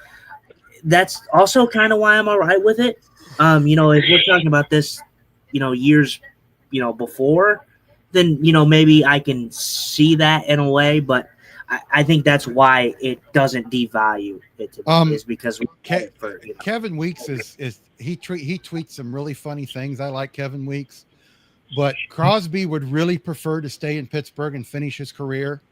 And it's going to be up to him if he is getting traded. But right now, he doesn't want to be traded. Montreal thinks they're going to get him, and then you've got people like the Rangers thinking they're going to get him. If Crosby wants to leave, he'll leave, and I don't think right now he wants to leave. I'm trying to find it. Here it is. I'm trying to find Kevin Weeks. I'm trying to find the tweet.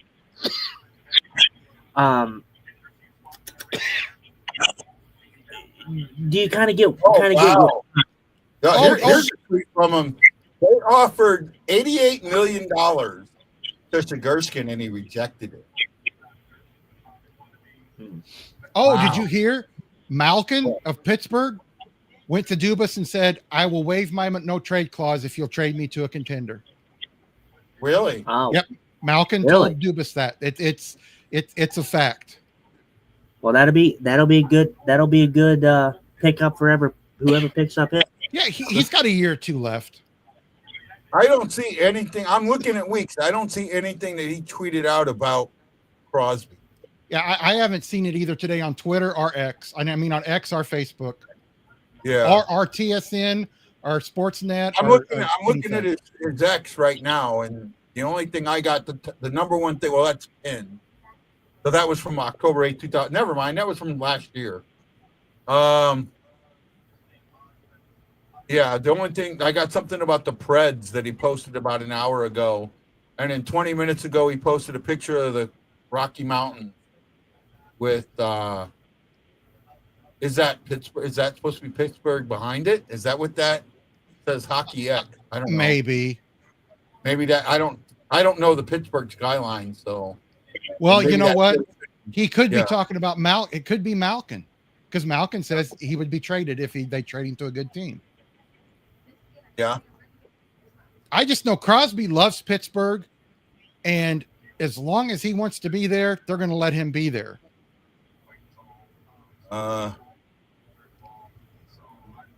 Yeah, I guess. Oh, here's Pittsburgh's pick right now. So they're not trading it.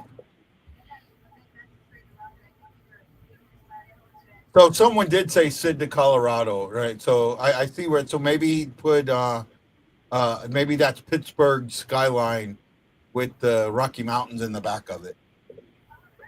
I'm just not up on Pittsburgh skyline enough to know.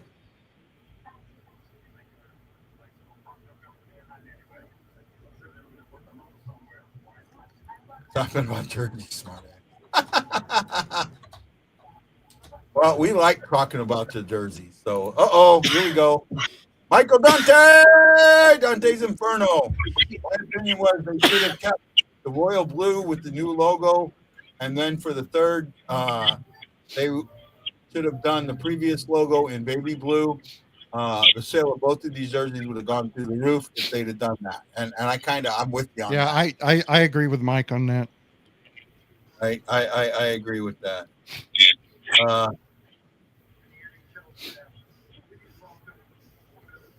So Benjamin Kendall goes to Pittsburgh. So we're going up on pick 12. So they had back-to-back picks. So we're getting closer to the Blues pick, probably within the next 15, 20, 30 minutes or so. I mean, the draft's going pretty quick. I don't remember how much time they get for the first pick. I thought it was 10 minutes, but it might be 5. Is it 5? I think they cut it down to 5. Yeah, 5, I think.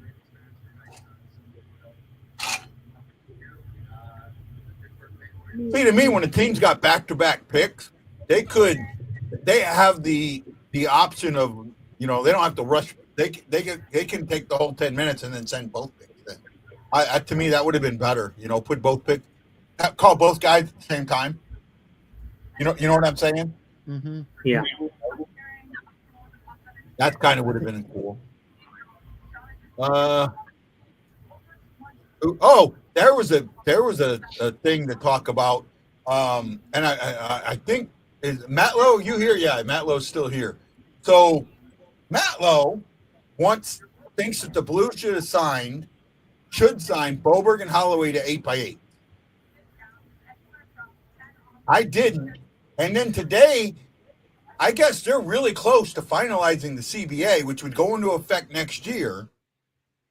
8-year contracts go away. The longest you can sign a player is 7 years. Yep. Right. I like most of what they did. I do not mind them going to 84 games and taking out 3 to 4 of the preseason games. Right. The thing that I don't think people understand is when you extend the season out. Right now, you get a log jam down there at the middle, which the races. Extend the season out a little bit. That kind of helps make those races, some of those races, not completely go away, but you get a little more cream to the top. You want my personal opinion? If they do add 2 more games and they take away some of the preseason games, they need to start the season earlier, so we're not talking about the Stanley Cup in the middle to end of June. Yeah, I think that the season, well, before COVID, the season started at the very beginning of October. After the COVID season, it started in the middle of October. I'd love to see them go back to the beginning of October. Well, there was one season where the first game, I think it was Pittsburgh against somebody, was on the 28th or 29th of September, and that's been years ago. But everybody at least played one game by October 3rd. Yeah. Did we lose you there for a second, Justin? Yeah. Yep, it was lagging. Yep. No problem. I got you back. Right now, to be honest with you, I'm just waiting for the Blues to pick. So that's why we're talking about whatever. And that. I will say this: there's one part of the rebranding we haven't talked about, and I got to tell you, it's the part that I love the most is the new symbol. Put it in the fridge, and I guess the STL to make look like a treble cliff, and the fleur de lis being there and the little trumpet symbol. I got to tell you, man, I'm all for those. I like what they're doing. And then having the STL on the pants, right? If that was all they did for the rebranding, if that was the only change they made, I'd have still been absolutely ecstatic. I love that new STL. I think that it separates us from the Cardinals STL. That's fine. And I don't know if St. Louis City uses the STL like that. But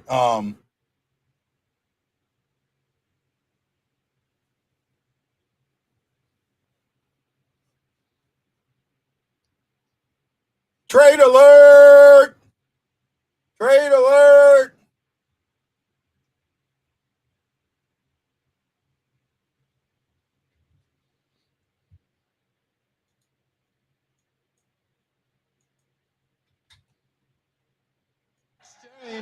For picks 22 and 31, also in the 2025 NHL draft. So it's 12 for 22 and 31. Philadelphia, you're now on the clock. Wow, what a trade. Flyer Penguin draft day trade. Wow. Break it down for us. We were tough Bruins fans, but they're getting in That's a huge, I think that's a huge trade for Pittsburgh.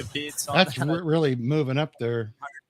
Well, no, it's not just that, but I mean, getting 2 picks for dropping down 10 spots, dropping down to 22, which, I mean, again, we've already talked about, that 15 to 25 where you can find some really, really good players in that area. Yeah, really good players. And then having a second round pick, yeah. I think they did really good on that. Mike says, the Stanley Cup final was entirely too long, 2 days between every travel day. Why do they do that for the finals, but not the rest of the rounds? That's TV. That's TV. The finals. That's TV. Guy, you and I can remember, and I don't know if Justin's old enough to remember. I remember back-to-back games. Like if you had games 1 and 2, one would be on Monday, one would be on Tuesday. There'd be a rest day on Wednesday, and then there'd be 2 games on Thursday and Friday. Yeah, they did away with that. You can't do the 4 games in 5 days. I know. Right. Well, you know what? Hey, but you know what? they'll do 3 games in 4 nights in the regular season. And if they wanted to do 3 games in 4 nights during this playoffs, I'd be okay with it. But to me, you would have to do that with games 5, 6, and 7. It's loud. I think there's around 50 right? people. Whoa, we heard 34. Game 5. If you did that with games 5, 6, and 7, I'd be okay with that. Games 5 and 6 back to back. A day between a day between game, or 2 days between games 4 and 5, and then no, no,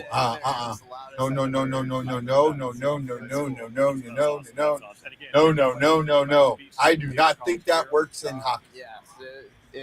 I don't think it works in hockey or basketball. That's I understand why it works in baseball, because you do play every day, right? It works in baseball. I don't see that working in hockey. Yeah, I'd have to think about that. Thanks so much, James. If I could add something, I think the thing that makes it so painful, with waiting 2 days for a game. I mean, these finals did nothing to generate interest in my mind. Like I didn't find enjoyment in watching the series at all. If I'm honest, I'm probably in the minority here, but it just wasn't. It wasn't exhilarating. It wasn't exhilarating last season, or last post finals either. Outside the first round, the playoffs were a massive bust in my mind. They were massively boring. Well, one of the reasons that Bettman wants to push it to where it lasts longer, he thinks it will grow the sport more if it lasts longer, and they can sell more merch if it lasts longer. Because there'll be more people watching. They'll stretch it out, and people be buying more jerseys in June than they would have if the season would have ended in May. And he's kind of right. He's kind of right. I get where he's going. I can understand where Michael Dante's coming from. Yeah. I'd really have to think about it. I'm not gonna say no, but I'd think about it. But there's the simple solution to this, to move the finals back into like they were when the Blues won it in 19, when the season started. You talk about the 2 weeks that you played into almost 3 weeks. When the Blues won, the Blues game 7 was on June 12th, right? June 12th, Blues Day. If you move the season back to the beginning of October instead of the middle of October, there's your 2 weeks. Yeah. Right there. There's your 2 weeks. And you could add the 2 games and still end the season where it is now, right? Or where it would be if you move back 2 weeks. You wouldn't have to extend the season a week for those 2 games. You know what I'm saying? Those games could get squeezed in. The one thing that's going to play hell on that is this kind of new way of doing the Olympic break, Four Nations break, All-Star break, where it's 2 weeks now. Right, a week and a half, 2 weeks. That's too long, right? The Four Nations. I love the Four Nations. I would have loved to have seen it be. I would have loved to have seen them play it a little bit differently, and maybe end it a little bit. But I also I wanted them to add one more game. I think they needed to add one more game, a 3rd and 4th place game. Finland and Sweden should have played each other for 3rd place.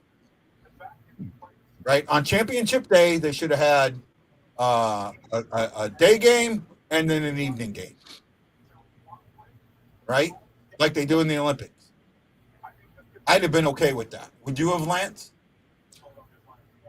I wouldn't have interested me. I was fine with just the finals. I'm okay with like when they do the bronze medal game. Yeah. I'm okay with that, but it's not something that I would look and go, man, they got to do that. I would say this. I think they need to add more countries to it. Make it an even 6 nations instead of 4. Yeah. And do it that way. I think it would be a lot more fun that way. Problem is now you're adding a lot more games. You're adding a lot more games, and you're making the break be longer. Well, you can have a game in the afternoon and then have a game on the same ice at night. So the only way I could see doing that is if you did your round robin. You put it into 2-3 team divisions, and did your round robin. Just 2 games in your round robin, and okay, Lance. Whenever you can, man. Thanks for sticking around. I'm wearing out. Okay. I didn't used to wear out like this until I got sick. So thanks for having me on. It's nice to see you again, Justin. And I'll probably watch the rest of it instead of just being here. So thanks again. Okay, no problem. We're just going to go. Once the Blues make their pick, we're probably going to be off. We've already been on for almost 2 hours. Yeah, we've been in. Wow, man, time flies. I'll tell you what, man. Yeah. Right. Maybe it's not been the greatest conversation. We spent the majority of it on the jerseys, but that's the subject that's been the main focus of most of the main topics I've been hearing around the Blues right now are the rebrand and Kyrou. And as far as I'm concerned, Kyrou, you don't touch it. You don't touch Kyrou. Yeah, right? Sorry. What really do you want us to talk about? You want us to talk about how cringy the celebrities are who come up and try to be cringy as hell? Like, no, sorry. Like, I would rather talk, Blues rebrand, Blues steps moving forward rather than discussing cringy moments from the draft. Yeah. Sorry, not sorry. No, I'm with you, man. I'm with you. I feel like we've done really, really well with what we talked, and I think we had a hell of a conversation on the rebrand. And I'm not. If it came out like me saying that your opinion was wrong, I apologize. That's not what I meant at all, and I think you know that. But what shocked me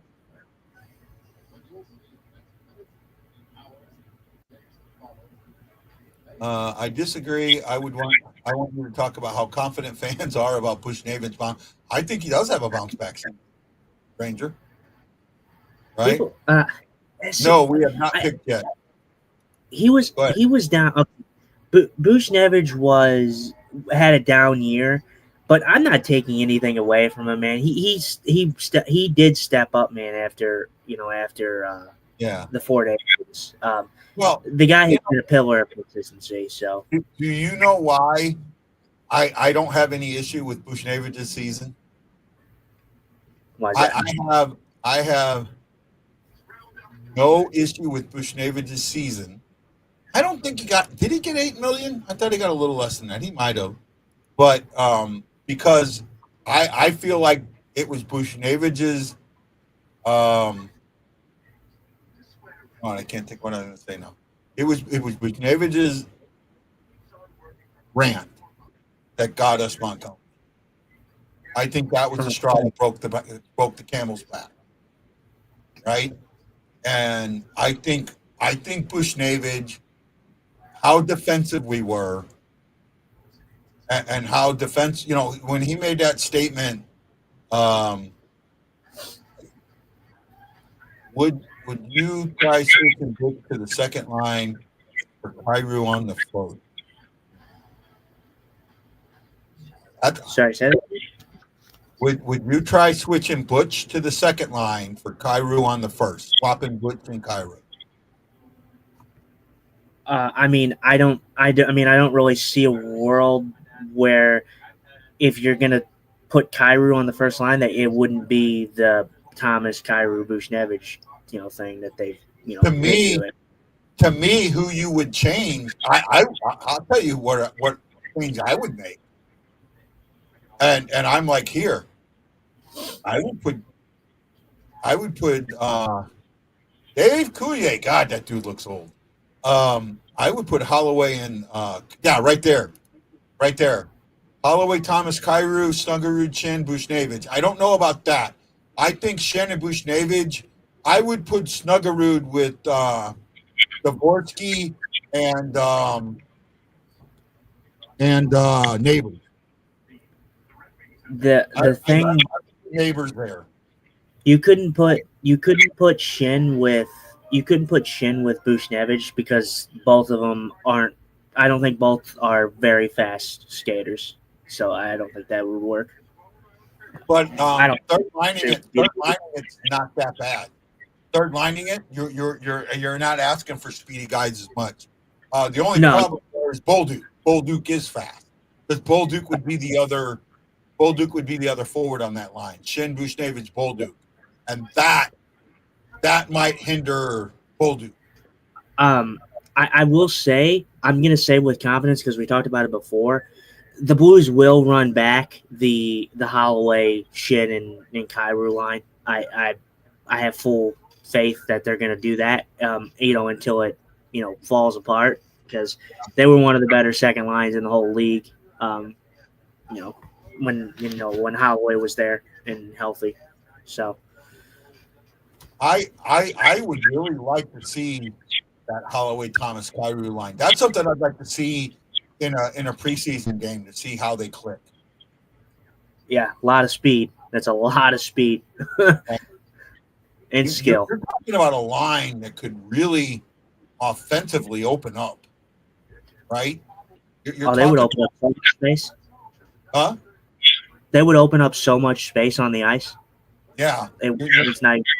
You're talking about a line that, if that was the line, you're talking about a line that would really move forward and might get a lot of. I mean, it'd be a hard line to defend against.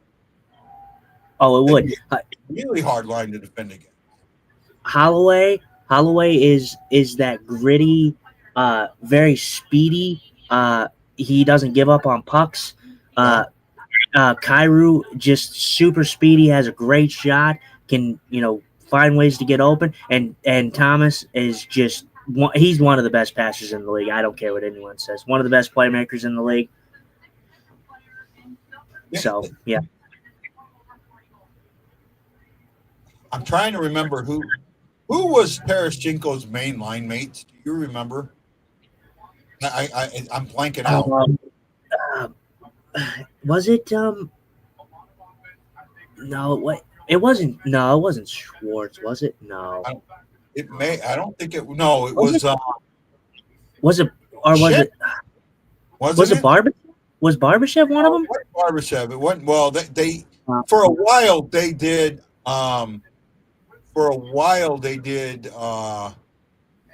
Barbashev, Bushnevich, and Taraschenko, and that was that line.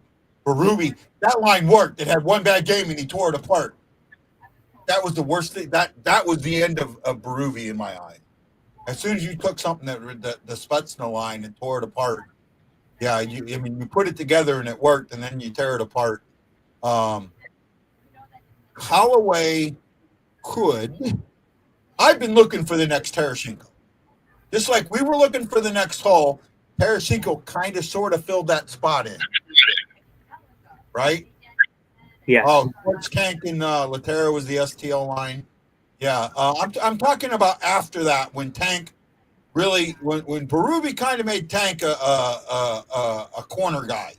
Go into the corner for the puck and not be the lazy guy waiting for the puck. So I was right. I think this is right. It was Shen and Schwartz. Shen, Schwartz, and Taraschenko, right? Yeah. Towards for the finals, I think those were the three guys. Yeah. Right. I think so. Yeah. Schwartz, yeah. So you were right. Shen and Taraschenko, and that's when Taraschenko started being that corner guy. Yeah. We had Hall when Hall left. We were looking for the next Hall. Yeah. We got Taraschenko. Taraschenko kind of reminded us of Hall. Since Taraschenko's been gone, I've been looking for the next Taraschenko. I kind of feel in some ways Kyrou's it, but not completely. Holloway could fill in the parts that are missing. Yeah, he could. Man, Holloway, and Kyrie. I will say I don't have a problem with Kyrie, like most people do.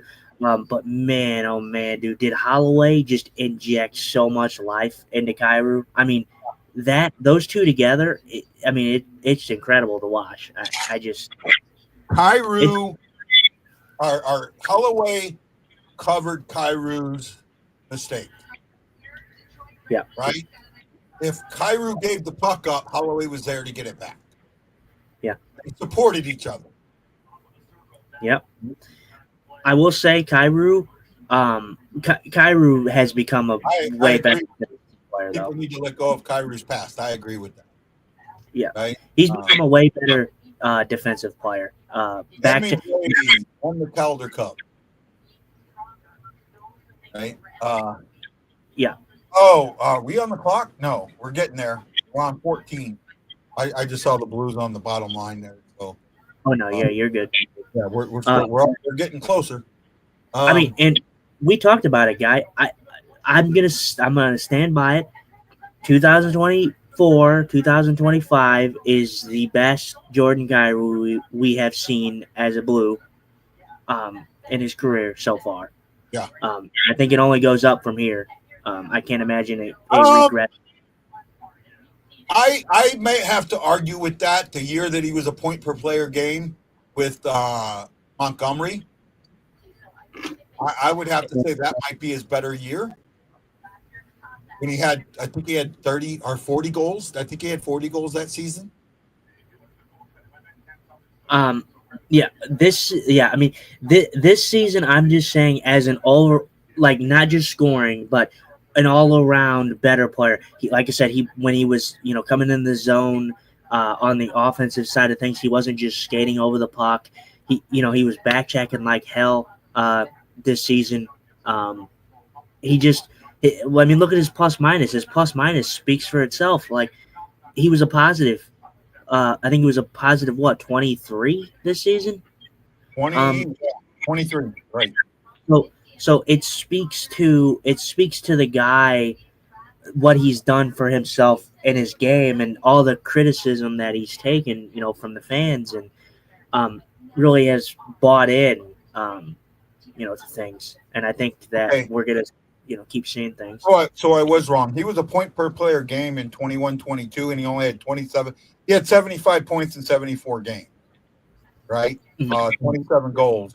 The year after that, 22-23, the year the Blues really, got rid of everybody. He had 73 points in 79 games. He had 37 goals. This year he had 36 goals and 70 points in 82 games. But yeah, I see what you're saying there. I'm with you. Right. And it was mostly like not from like a goal perspective, but just as an all around stat line for Kyrou. It was his best season, stat line wise. I think the Jordan Kyrou of 22 against Colorado and Minnesota, that was the best Jordan Kyrou in the playoffs that we've seen. Obviously, we haven't. That was, I think, the only playoffs he's been in. So I mean, obviously, you don't have a small sample size, but he was a beast in 22 in the playoffs. And I personally think that we talked about it before. I think if the Blues, if Binnington doesn't get hurt, I think we beat Colorado. I think we possibly win the cup in 22, if not for the Binnington injury. In my mind, if COVID doesn't come, we win back-to-back cup. Probably, yeah. And then I think we personally I think we win it in 22. I think the team in 22 was good, and I think Binnington was literally, he was probably even better than he was in 2019. In 22, and then he got taken out. Ryan, I didn't really pull up like a scouting list, so I don't have my scouting list. I apologize. Their pick 14's on the board now, so the Blues are a couple picks away. Imagine if Kyrou and Thomas had playoff experience this whole time, the last 3 years. Yeah, Thomas had playoff experience. Yeah, And he's one of Kyrie the had top. a little playoff experience. Yeah, right? Thomas is one. People don't remember the. See, the thing for me with Robert Thomas is the reason I'm so high on him is look at where he was. Look at how many people told us he was just going to be a third liner. Oh, he was just going to be a fourth line guy. Now he's a first line guy, and he's probably by the end of his career he'll probably be one of my favorite St. Louis Blues players to ever play. I can see that. Right, I could see that. Yeah. No, Ryan. The Blues have been, those guys. They've been good guys, and they've sat there. This is why. This is the thing. This is what I think. This is exactly why they did the rebrand. Now, look at how we're talking, right? And how the way we're talking about this team. Is he a first line center on a contending team? Maybe not yet. I gotta I honestly think the Blues are a player away from being a contending team. I'm saying that they're going to challenge for second in the division. Right? And to me, that makes them a contending team. See, my bias may kick in here, and obviously I'm always going to be that bias, but I kind of look at it, I try to look at it, as fairly as I can. People say that, people make that comparison. Oh yeah, Robert Thomas wouldn't be top line guy, on a contending team. But you got to look at some of the guys. He doesn't touch McDavid. That's a give me. He doesn't touch McKinnon. But I mean, when you look at centers around the league, he's one of the best centers in the league. He's in the top 10. So yeah, if he's in the top 10, he's going to be on 2/3 of the teams in the league, he's going to be in the number one center, right? Yeah, and you got to also think about it like this. You got to think about who is, surrounding him. Just because if he's on a team, like a contending team, like say you have Colorado, you're not gonna, Nathan McKinnon's obviously your first line guy, but Nathan McKinnon is, who the Colorado Avalanche have. They don't have much supporting cast. Yeah, they got a good team around them, but Nathan McKinnon blows, everyone on their roster, out of the water, in my opinion.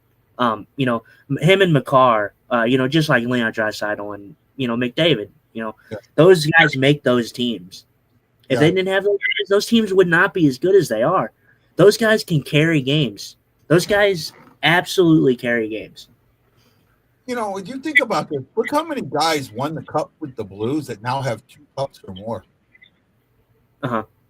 Right? Yeah.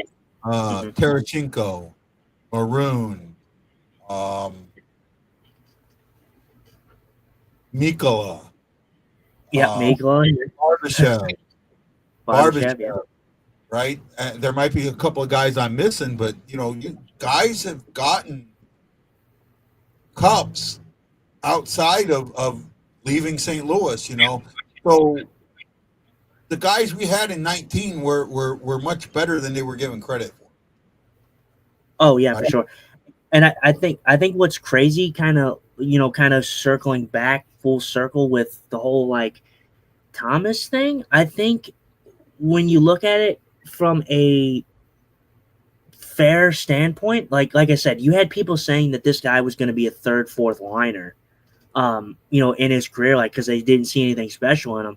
But look how he skyrocketed. Look, you look at O'Reilly, for instance. I love O'Reilly. O'Reilly was fantastic when he came here, and I always liked him. I always will. I was sad to see him go. I understand why he had to go. He wore very thin in that locker room. His work ethic wore thin, and that's the unfortunate thing, that a guy like that who works so hard, that, come on, if I can do it, you can do it, rubs people the wrong way a lot. The O'Reilly, it's interesting with O'Reilly because it's kind of, if you look at it from a different standpoint, O'Reilly possibly could have had, more than one cup if he didn't play in Buffalo, with that disaster of what Buffalo is. O'Reilly might be a multiple-time Cup winner, man. I really liked his game. I mean, just great two-way game. Yeah, no, I get it, and I am happy with. I love what O'Reilly brought. I didn't think O'Reilly should have been the captain. I'll be honest with you on that. I did not think O'Reilly. I knew he was going to be the captain. He wasn't my first choice. Mm-hmm. Right? And my first choice was Thomas. Still is. Right? A young go ahead. Yeah. No, you go ahead. Go ahead. A young guy, a lot of teams have younger guys being captains and it works. Right? Mm-hmm. And I think that even at that point when Petro left, Thomas was still on that trajectory, right? That by making him the captain, it would have only made him stronger. Yeah.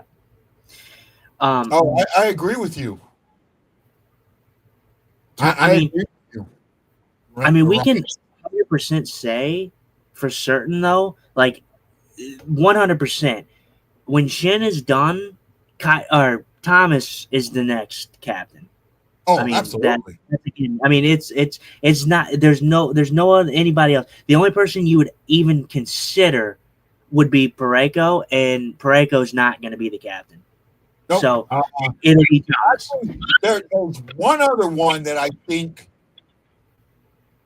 if I was going to handicap them, okay, Thomas would be 6-5, right? I would put two other guys at 5-1, and that would be Pareko and Falk. Yeah, I was also going to lean into Falk. I was going to say it before you even said it.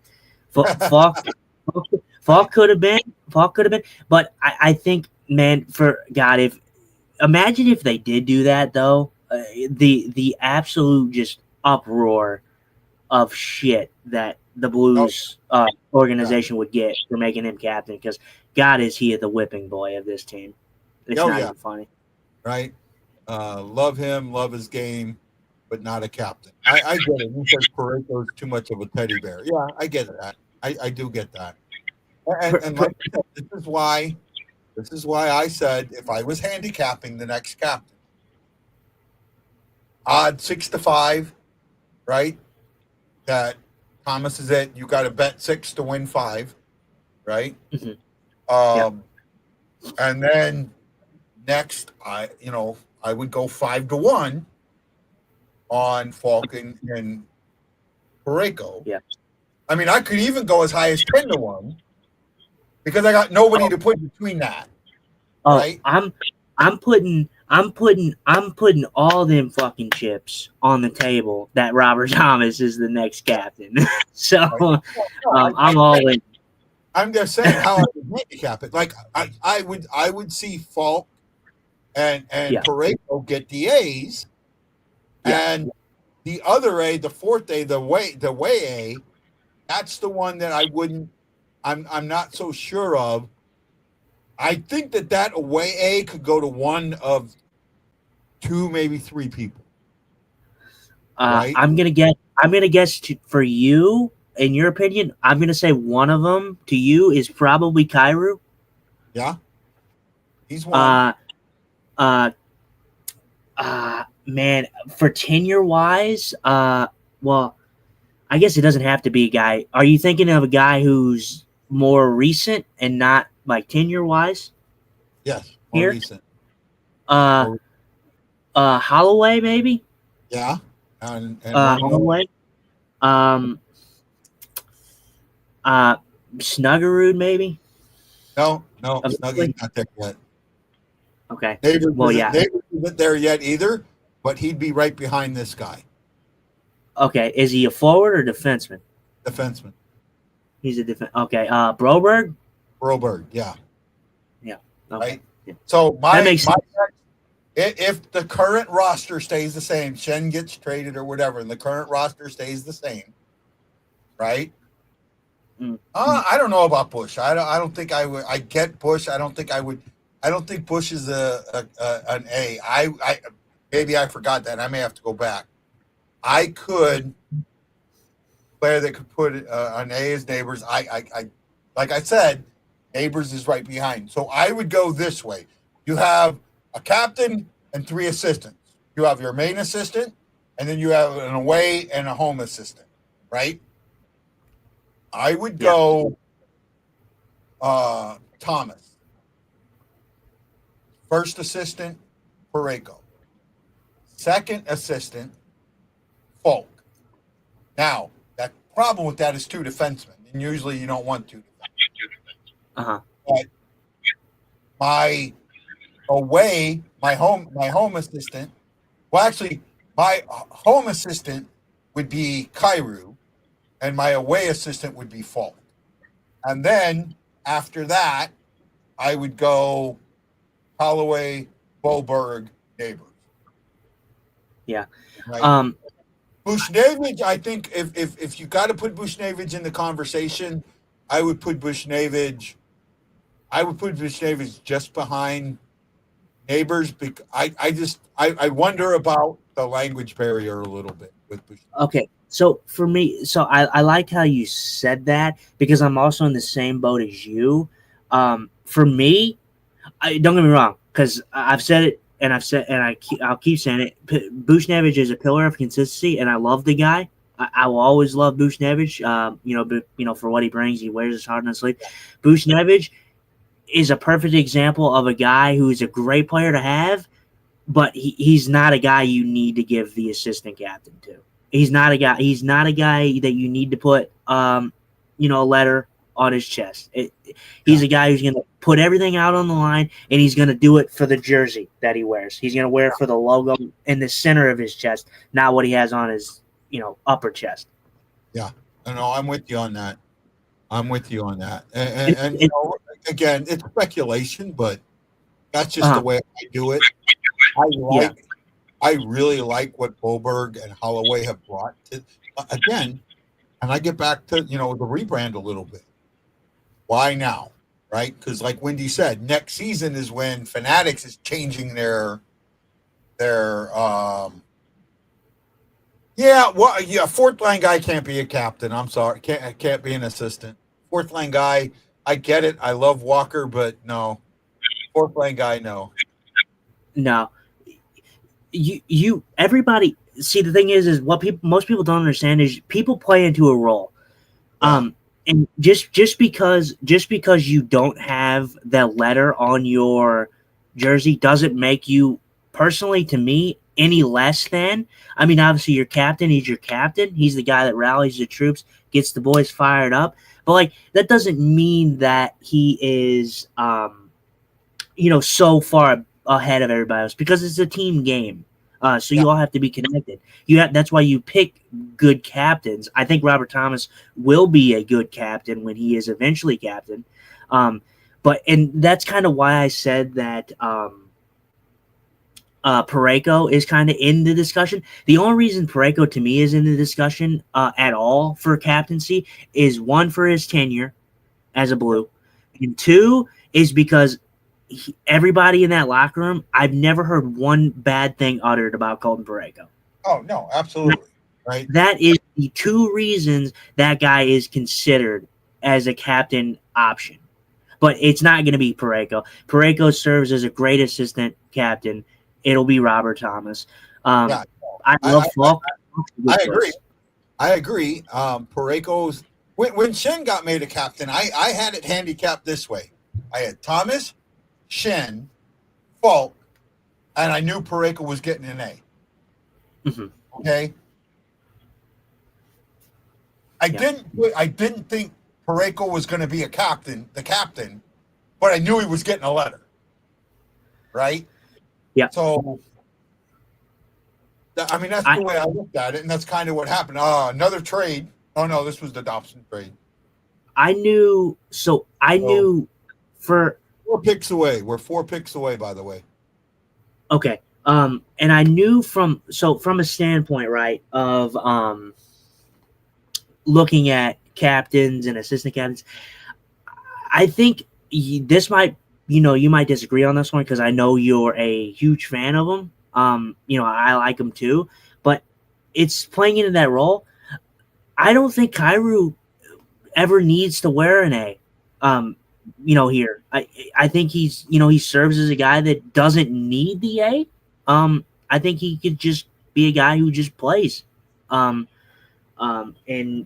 builds. You build a team around him, of course, but he doesn't need the A. Me personally, I think there's guys that are better suited for the position, and that's what I say about roles. That's why roles are important. Doesn't mean that I want to bring this up. Okay.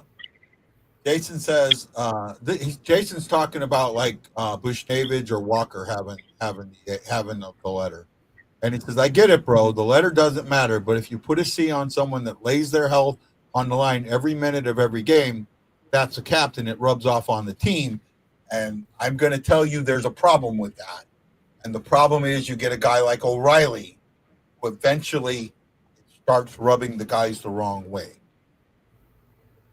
That's what I think happened with O'Reilly.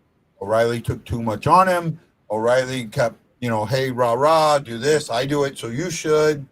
And it got to a point where the team just said, you know what? If you're the one that's making all the mistakes, you take the blame. I'm done.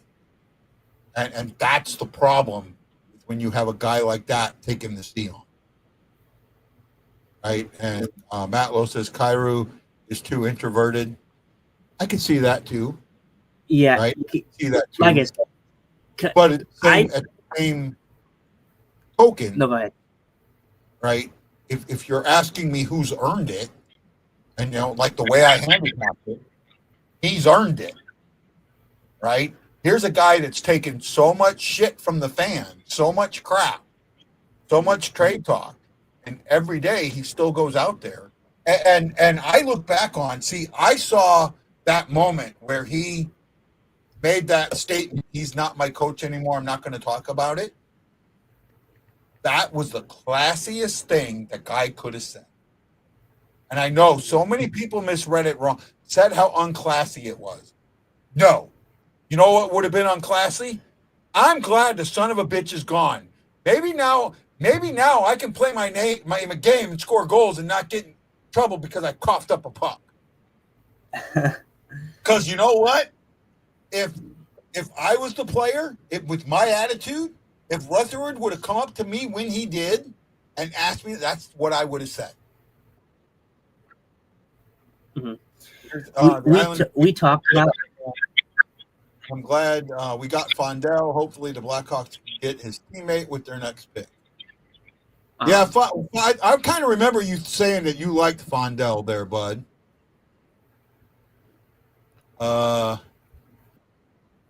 Cairo and Thomas contracts are going to be like the two best contracts in the league. I think so, and I think Holloway and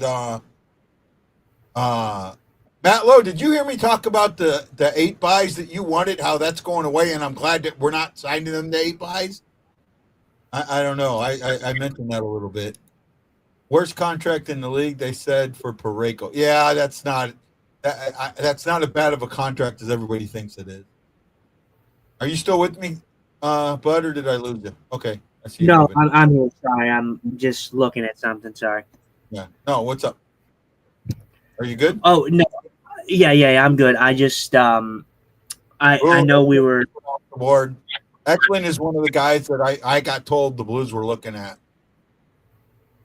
Yeah. Eklund goes off the board at 16, so right in that range. Well, we're getting close. Right. Yeah, I've been in and out. Yeah, so with the new CBA, 8 buys are going away. And that kind of goes, I mean, I didn't know that was happening, but that's definitely where I kind of said I didn't think, I still don't think that you should sign him to the 8, to 8 by 7s either, or 7 buys.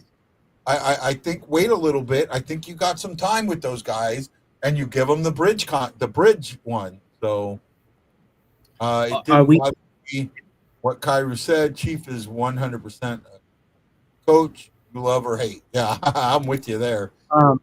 If I was in charge of picking a captain, I'm picking the guy that will drop gloves anytime, that will walk in the locker room and say, "What the fuck y'all doing?" We're better than this, but that's my opinion. That's probably why Shin got it. That's part of the reason why Shin got it. But I'll be honest with you.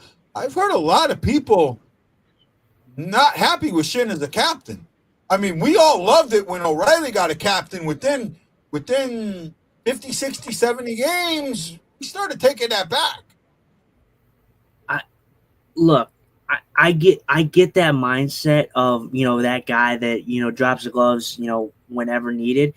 But I look, like I said, we keep going back to him, but when Robert Thomas is the captain, I think we're going to be talking about a good captain. You could see on the bench, you can see probably in person, you can see on television. Robert Thomas is a competitive player, man. Like, he may not be, the Connor McDavid, what the F are you doing, kind of, speak out person, but you can tell Robert Thomas is competitive, man. When things are going his way, he carries that, man. He plays angry, when he's, not. No, I'm on the Robert thing. And Matt Lowe, believe it or not, I'm going to say this, and you're probably going to have a heart attack. I understand your point of view. I absolutely do. I'm with you. I understand that, right?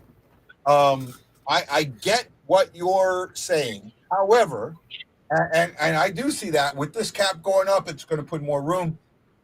I just got this feeling that if you give them that money now, you're going to regret it. There's something like nipping at like when you made that statement, the hairs on the back of my neck stood up. The hairs on the back of my neck don't stand up for no reason at all. Right? Do not stand up for no reason at all. We are just a couple picks away. The Islanders are on the clock right now. You don't want to. You guys. No problem, bud. We're glad you were able to stay around there, JJ. Right? And I'm hoping I get to come home this year so we can hang out again, JJ. Just because you dropped the glove doesn't make you a good leader. That's a good point too. Yeah, that's a good point too. Right? I mean, I didn't have a problem with the shit. Yeah, like I know a lot of people say, what at times. I knew that they were going to go with Shen. I mean, for me, it was pretty obvious. I don't know how obvious it was to others, but Shen was the obvious choice. And I didn't really have a problem with it. I still don't have a problem with it, but I'm just saying when he is gone, Thomas is the next captain. So I absolutely agree.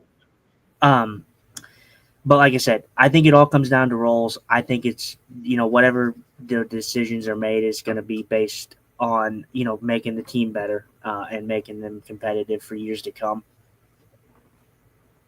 Yeah, no, I'm with you there, man. I'm with you. And, the Islanders had back-to-back picks, 16 and 17. I'm with you there. I get it. I'm not dissing that thought process at all. I'm just going at where I'm looking at. To be honest with you, if how many people Shen getting made a captain didn't surprise me. Mm-hmm. Okay, and like I said, the way I had a handicap was Thomas Shen. Yeah. Let's go in hindsight. Let's go back a couple of years and make Thomas the captain. Are you still, if Thomas was made the captain then over Shen, are you still happy Thomas is the captain? And to me, the answer is absolutely. Yeah, I mean, with how everything came out. But the thing is like, Robert Thomas has been good for, seasons now. You just kind of look at, like, how far back you want to go, per se, on that. Like but obviously, you go back to when when Shen was made a captain. If you pick Thomas instead of Shen there, is Thomas the kind of captain that you wanted on ice? Would you have been upset would you have had moments where you were upset that Shen wasn't the captain? No. Because there have been moments, I've heard it on this show. I know you haven't been to the show, but I've heard it where people have complained about Shen being the captain. Yeah, I mean, I'm not complaining, but if Robert Thomas was made the captain, I absolutely would have been all in favor of it. I was in favor of either guy. But first of all, you look at what Robert Thomas has done.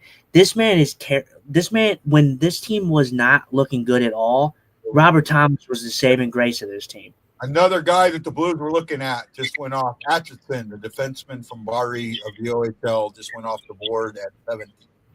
And I did remember seeing his name come up. Uh-huh. Right? Yeah. And Matt says, I wonder if Atchison drops to us.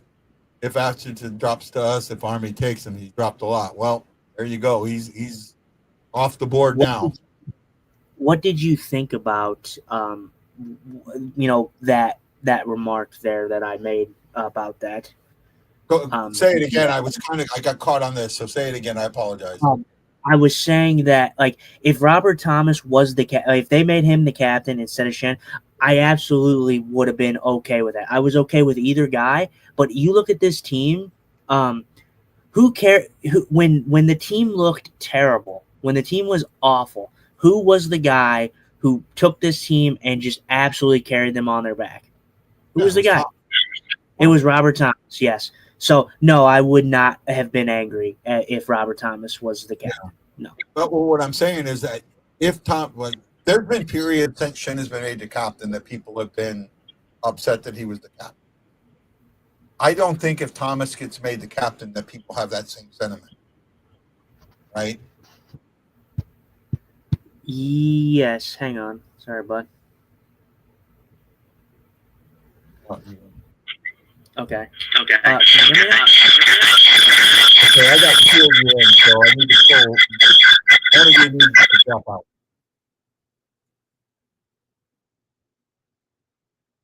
Yeah, I think both of them did.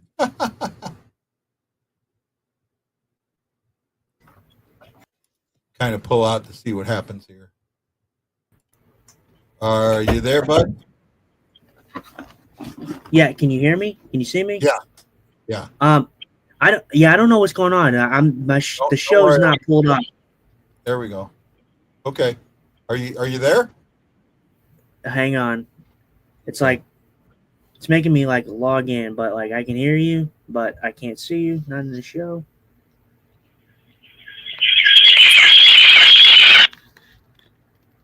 Are you good now? No, because it's like making. Hang on. I'm gonna kick you from the studio and have you just come back in. Just come back in. There you go. He'll be right back. That's not a bad statement, Ryan. The best thing for the Blues is Army leaving. He will never get a Kachuk type player unless we draft him, and he will never go for a big splash trade or UFA unless he is cheap. But I don't have a problem with that. I don't have a problem with getting blue collar guys, right? I don't have a problem with blue collar guys, and that's what he gets, and I'm okay with that because he's been so well at drafting those type of guys. So the comment Ranger says the best thing for the Blues is the Army leaving. He will never get a Kachuk type player unless we draft him, and we will never go for a big splash trade or UFA unless he's cheap. And I don't have a problem with that. And I think Steen, but when you say that, I think Steen's going to be the same type of GM that Army is. Right? Mm-hmm. Because while in actuality, Steen will be the GM, Army is still the president of hockey operations. Mm-hmm. Yep. So that it's when it comes to some of this stuff, he's going to have the final. Army's still going to have the final say. It's gonna be kind of like a teacher student kind of thing. Like Steen is gonna be that guy who's taken under his wing. People probably won't agree with it, but Armstrong is one of the. He's probably. He's definitely top. I think he's top 3 probably GMs in the whole league. So with a guy like that who has that much ability I have full faith that Steen is gonna come in and do a good job for sure. You know what? You know what? Jason, I gotta throw this on you. Brett Hull was not a rah-rah guy. Brett Hull was not a drop the gloves, scrap kind of guy. While he was a captain for a short time, and that had a lot to do with Keenan, Brett Hull was a good captain for the Blues. So, yes, Shen may have gotten it. I think Shen got it. I'll be honest with you. Shen got it because they felt Thomas was still just a little too young. Yeah, 100%. I mean, 100%. That is why he got it. But you look at Shin. He is like Neighbors though. Those two guys are kind of they're like the heartbeat of the Blues. Yeah, that's literally what they are. Right, and give Neighbors a couple more years, and Neighbors is going to move right into that. Right. Yeah. I mean, for me, Neighbors, like just my opinion, Neighbors will not be a captain. I mean, I love the guy, and I think, God, man, when I listen to Neighbors, he's educated, man. He's a smart guy. He doesn't sound like, the typical, NHLer for the most part. I think I'm thinking of him, because like he speaks like really well, like he's quick with his responses. He knows how to word things. Yeah. So I mean, I could maybe see that, but I don't. For me, I just don't think he's ever a captain here. He's an A. He's an A. Yeah, I can see an A at some point. Yeah, I'm with you on that. Aaron says, "Do you ever do the immaculate grid for hockey?" I don't know what the immaculate grid is.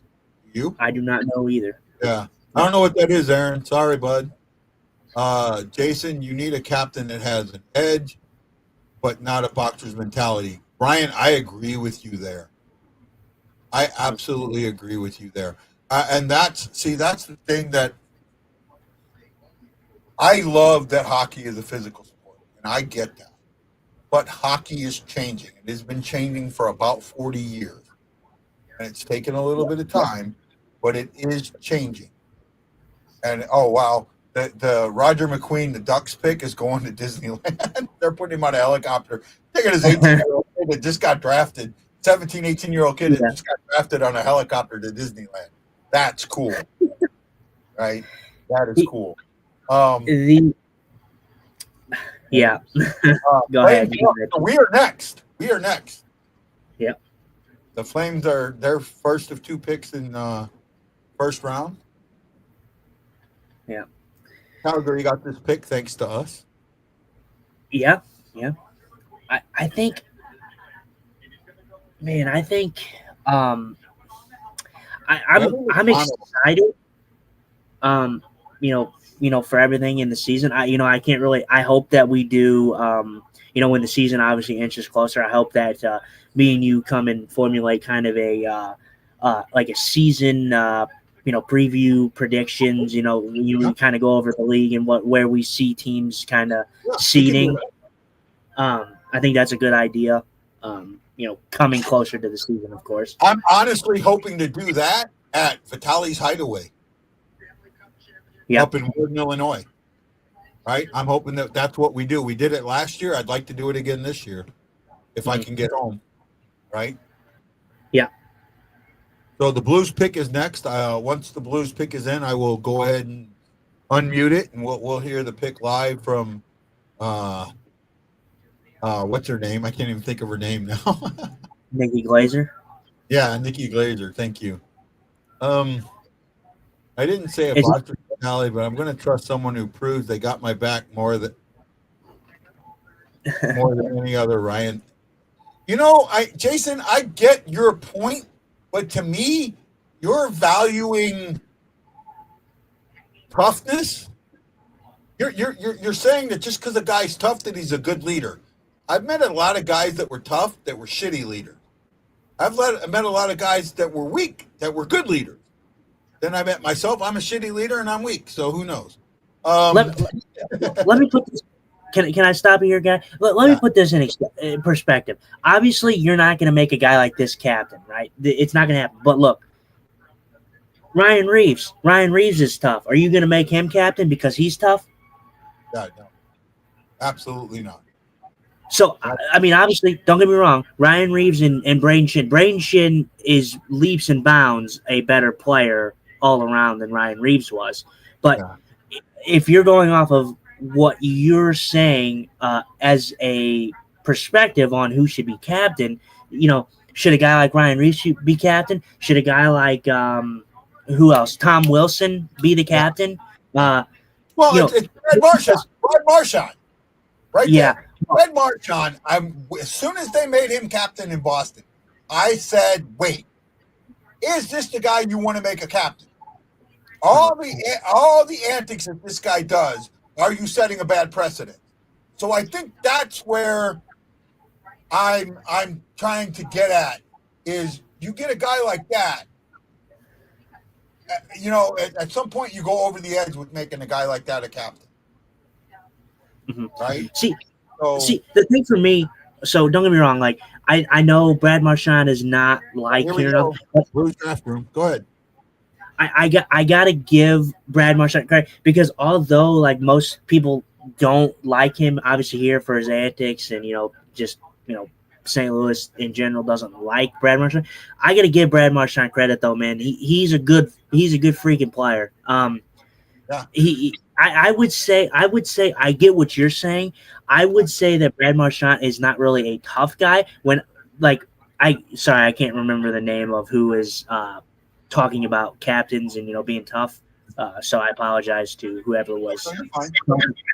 I don't look at Brad Marchand as a guy like a tough guy who will go and drop the gloves. Brad Marchand's a pest, and that's what Brad Marchand does. He's a pest that acts tough. There's a difference between acting tough and actually being tough, and I think Brad Marchand acts tough. Do I think he has a little bit of grit in him? Of course, but he's not a guy who's going to be dropping the gloves and stuff like that all the time. He's a guy who's a pest. Let me throw this at you. I'm going to throw a name that I think. So Jason Nichols says, I want someone that plays every game, every minute of it with his health on the line. They don't have to fight, but they better be able to chief up in that locker room. I'm going to throw a name at you that I think fit this criteria that Jason Nichols just put out. And I'm going to ask you, is if the Blues still had this guy and didn't let him go, would he have been captain material? And I think he fits this criteria. Okay. Are you ready? Yep. Pat Maroon. Pat Maroon. Okay. I think Pat Maroon fits the criteria that Jason is talking about. Yeah. So that's a perfect example. Are you asking me if, I get that it fits his narrative on things. So you would like to know if I would think that he's captain? Yes. If I'm the GM, say, put me in the shoes of the GM, am I making, or the coach or whoever makes captaincies, am I making Pat Maroon the captain? No, I'm not. Yeah. I'm sorry. I'm not. And Bud, I absolutely, completely agree with you on that.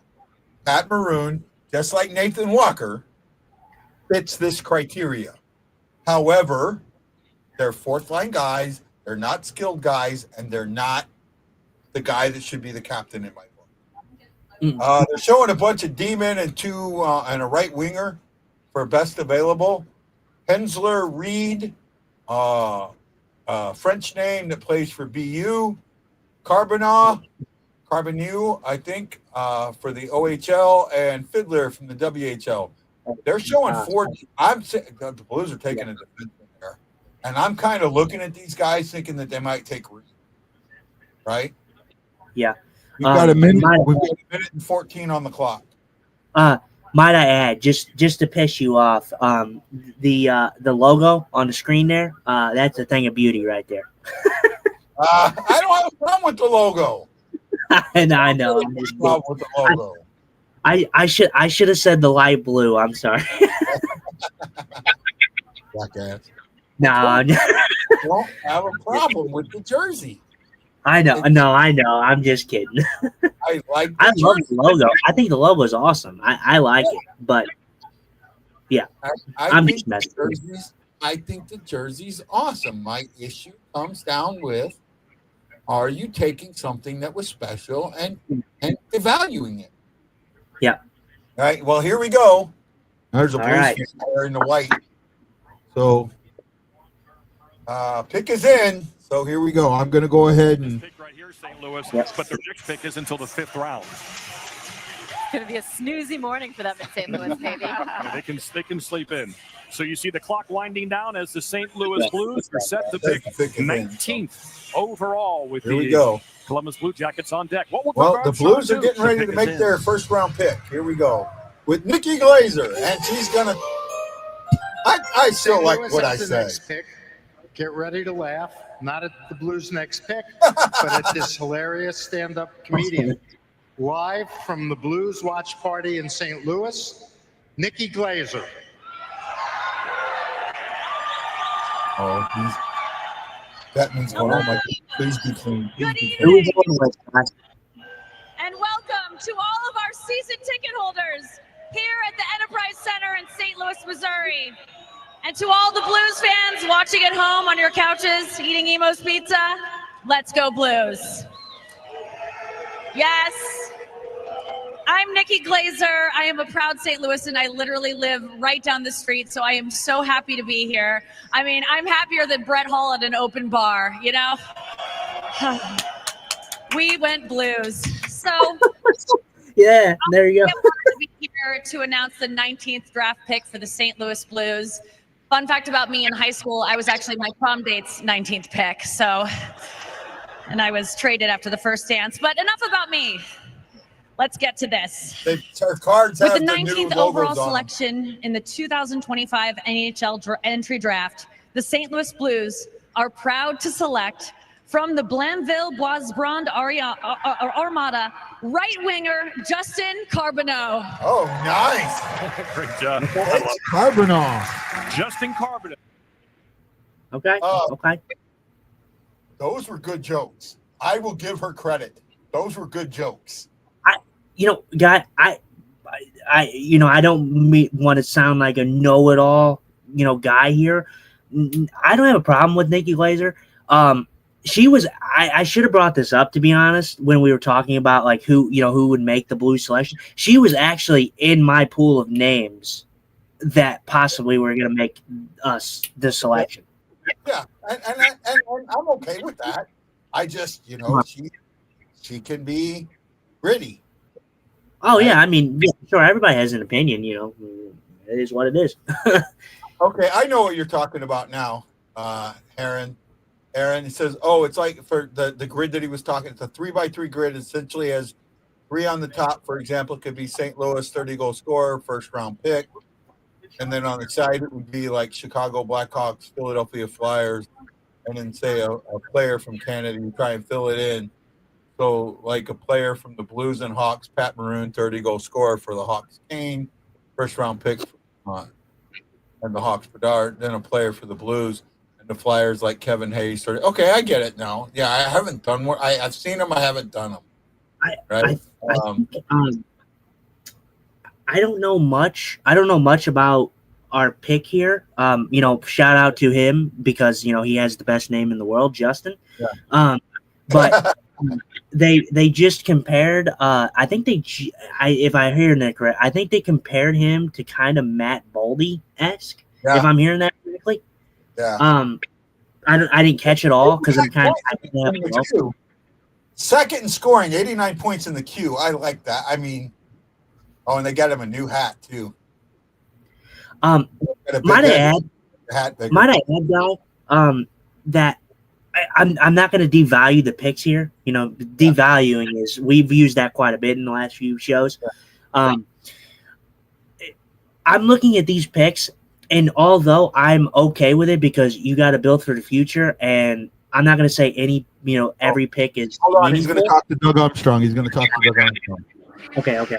Nothing. Welcome to St. Louis. We're really excited to have you a part of our group. Our scouts watched you a lot this year, and your passion to score goals is going to be a welcome addition to our group. Thank you, guys. Not a lot of words right now, but I really appreciate the trust and the belief in me.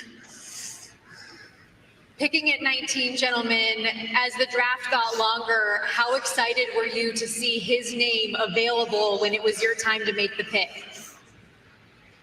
Yeah, about pick 15, 16, we were looking at our list hoping that the right players would go in front, and we were very excited that he was there, and can't wait to get him here to St. Louis for development camp and start the process. Can see the emotion in your eyes, a dream come true. What are you feeling right now? Yeah, I wished since a little kid to be here, so be here with my family and be drafted by this amazing team. It's incredible and all about the process, so I'm really happy. Enjoy this moment. Congratulations. Thank you so much. Thank you, guys. There we go. For Zach Bolduc also. Right. So I think it's a good pick, right? Was that a good pick? I think it was. I lost Justin. I'll kind of pull him back. He might have to come back here. I think it was a good pick. You got a right winger that can score. He might be able to be made a center. I don't know. I'm okay with that. See if Justin pops back in. Right wing, huh? If that's the best player available, then I'm happy with it. He was. He fell a little bit. So,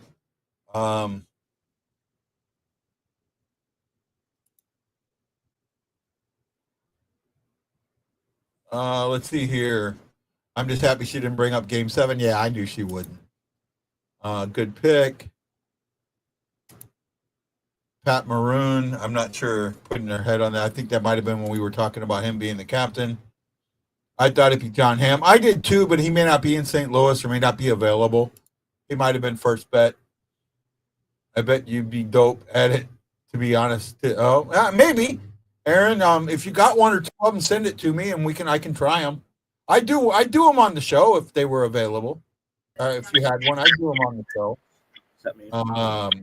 Sorry about that. Lost connection. It's raining outside. David Acey's asking if it's a good pick. I think it was best available. I think he fell a little bit and it opened a hole. I have no issue with it. I'm glad that they got him. And if sorry about the delay or the. No, you're fine, man. If I could get back to kind of what I was saying, I'm not gonna devalue these picks or anything like that because I don't want to do that because building for the future is huge. But I'm looking at the team, and like we were saying, the Blues are gonna be competitive this season coming up, and I think for years to come now. I look at these picks, and I think they're good for the future, obviously. And coming in and going out.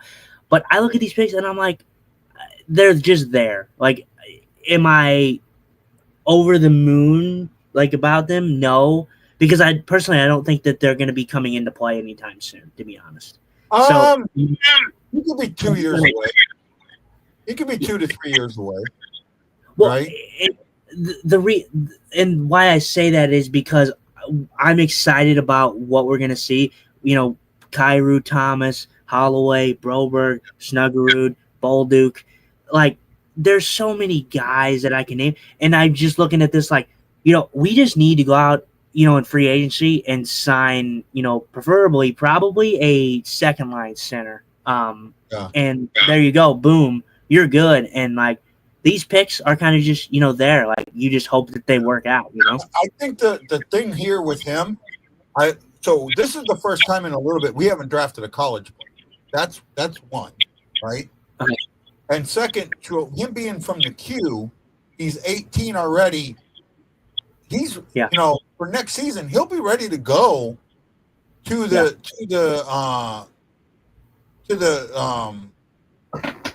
ECHL, right? Or the AHL. Pardon me. He'll be a guy that you could put in either the ECHL or the AHL, right? Uh-huh. So, I mean, and like Samantha was saying earlier, they're going to be needing some guys down at down in Springfield. Here's a guy that you could possibly at the age of 18 start getting pro hockey. If he's willing to sign that deal now, right? Yeah, Get him for some sure. pro hockey. Get him into the get him into the AHL and go from there. Give him the 9 games if he's good enough for it. I don't know if they can play in the queue at 19. Maybe this year he could play one more year in the queue, but I don't know if that would be where you would want him.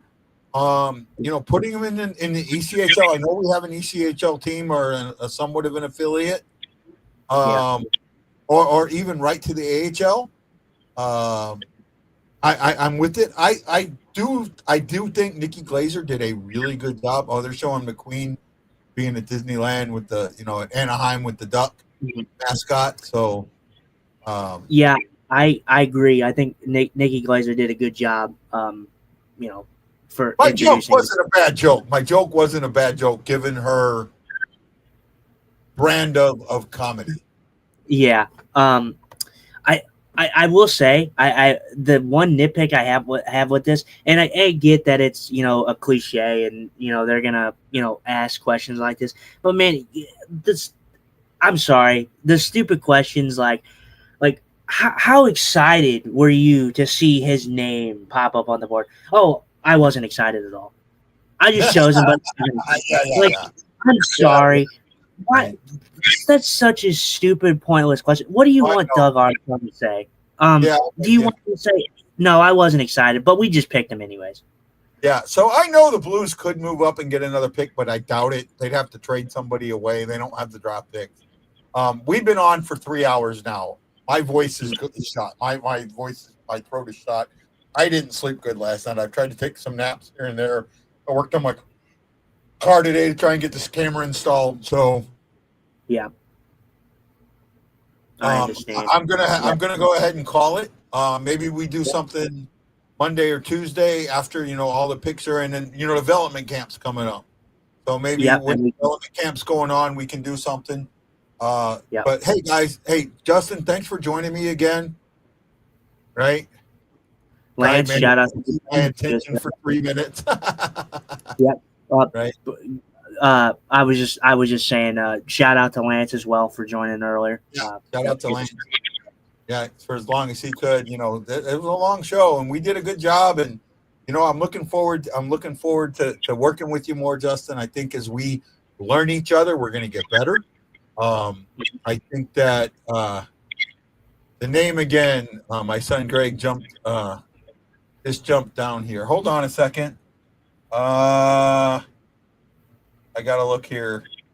I actually don't have a thing up of a list of the picks. So give me a moment. Selection. Let's see if he pulls it up. Yes. Okay. Justin Carbonneau. Carbonneau. He is Canadian. He is 6'2", 205 pounds. He is 18 years old. I'm guessing he's a right winger. My guess is that he will probably play in either the ECHL or maybe the AHL. I don't know if he'll get another year in the Q. That's the QMJHL junior hockey. I think it's just a little lower than the OHL, or it might be the same level as the OHL. Which is where the number 1 pick came from. So, like the number 4 pick, Caleb Denevard, he was from the Q, right? And then we got the second guy from the Q, right? Like I said, I mean, it's already W in my mind. He has the best name, Justin. And then he's also handsome like me. Yeah. So. Yeah. Good kid, and he had a good reaction to it. I seen somebody else say this. Where was it? Here we go. Ryan Green said, that's the reaction you want from a player, shows character, and that his reaction screams he loves hockey and his dream came true. I'm excited. I agree with that. I would like that. You could see it in his eyes. He was really excited. St. Louis, believe it or not, has a pretty good reputation for being a city and a team that guys want to come and play for. Right? Yeah. So, for me, I just that's what I love about. Sorry, I know you got to get out of here, but that's what I love about the Blues and the organization and the team culture that they build. And I know someone's gonna be like, "Oh, well, the team culture wasn't so good," a few seasons ago where we sucked, and I'm like, just give me a break. Every time you have a player come to St. Louis, they always speak so highly of it, and I think that shows to the passionate fans. I think Blues fans can be a little much sometimes. I mean, Jesus. Welcome to the show. Great to have you here, David Acey's son. We're happy to have you along with us. David Acey, Aaron Nels, Guido, Samantha Robinson, John Hefner, Ryan Green, JJ, Stanley Morrow, and one other. I can't remember who it was. I think that was Hefner. Did I say Hefner? Man, we're getting some viewership. So thank you for throwing those thumbs in the air. We greatly appreciate it. We had a good show. I've been on for 3 hours now, guys. So even if you're just jumping on, I appreciate it, but I am going to have to kind of bounce out here. See, there's 4D and a left wing available. I will say this before we go away. I am so happy that the Blues didn't select an Eman here. Right? Yeah, they selected a goal scorer. They selected a goal scorer. But for me, I'm with you on this one with defensemen. Everybody shits on the Blues defense, and they are, believe me, they are an aging decor. I get that. I understand that. But you look at that decor, and that decor was nowhere near as bad as what everybody makes it out to be. It is, absolutely. And they addressed the goal scoring need. That is to me telling me that Steen and Armstrong understand that the defense isn't the problem, that they need to get better offensively. The Blues didn't the Blues led. I think the Blues led in defensive points in the playoffs.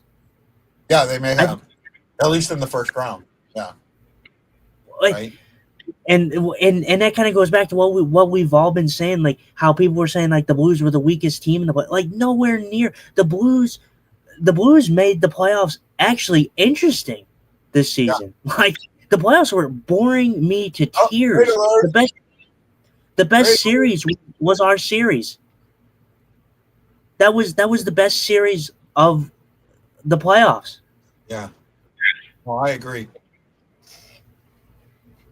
I don't know. The Toronto, Florida one was pretty good.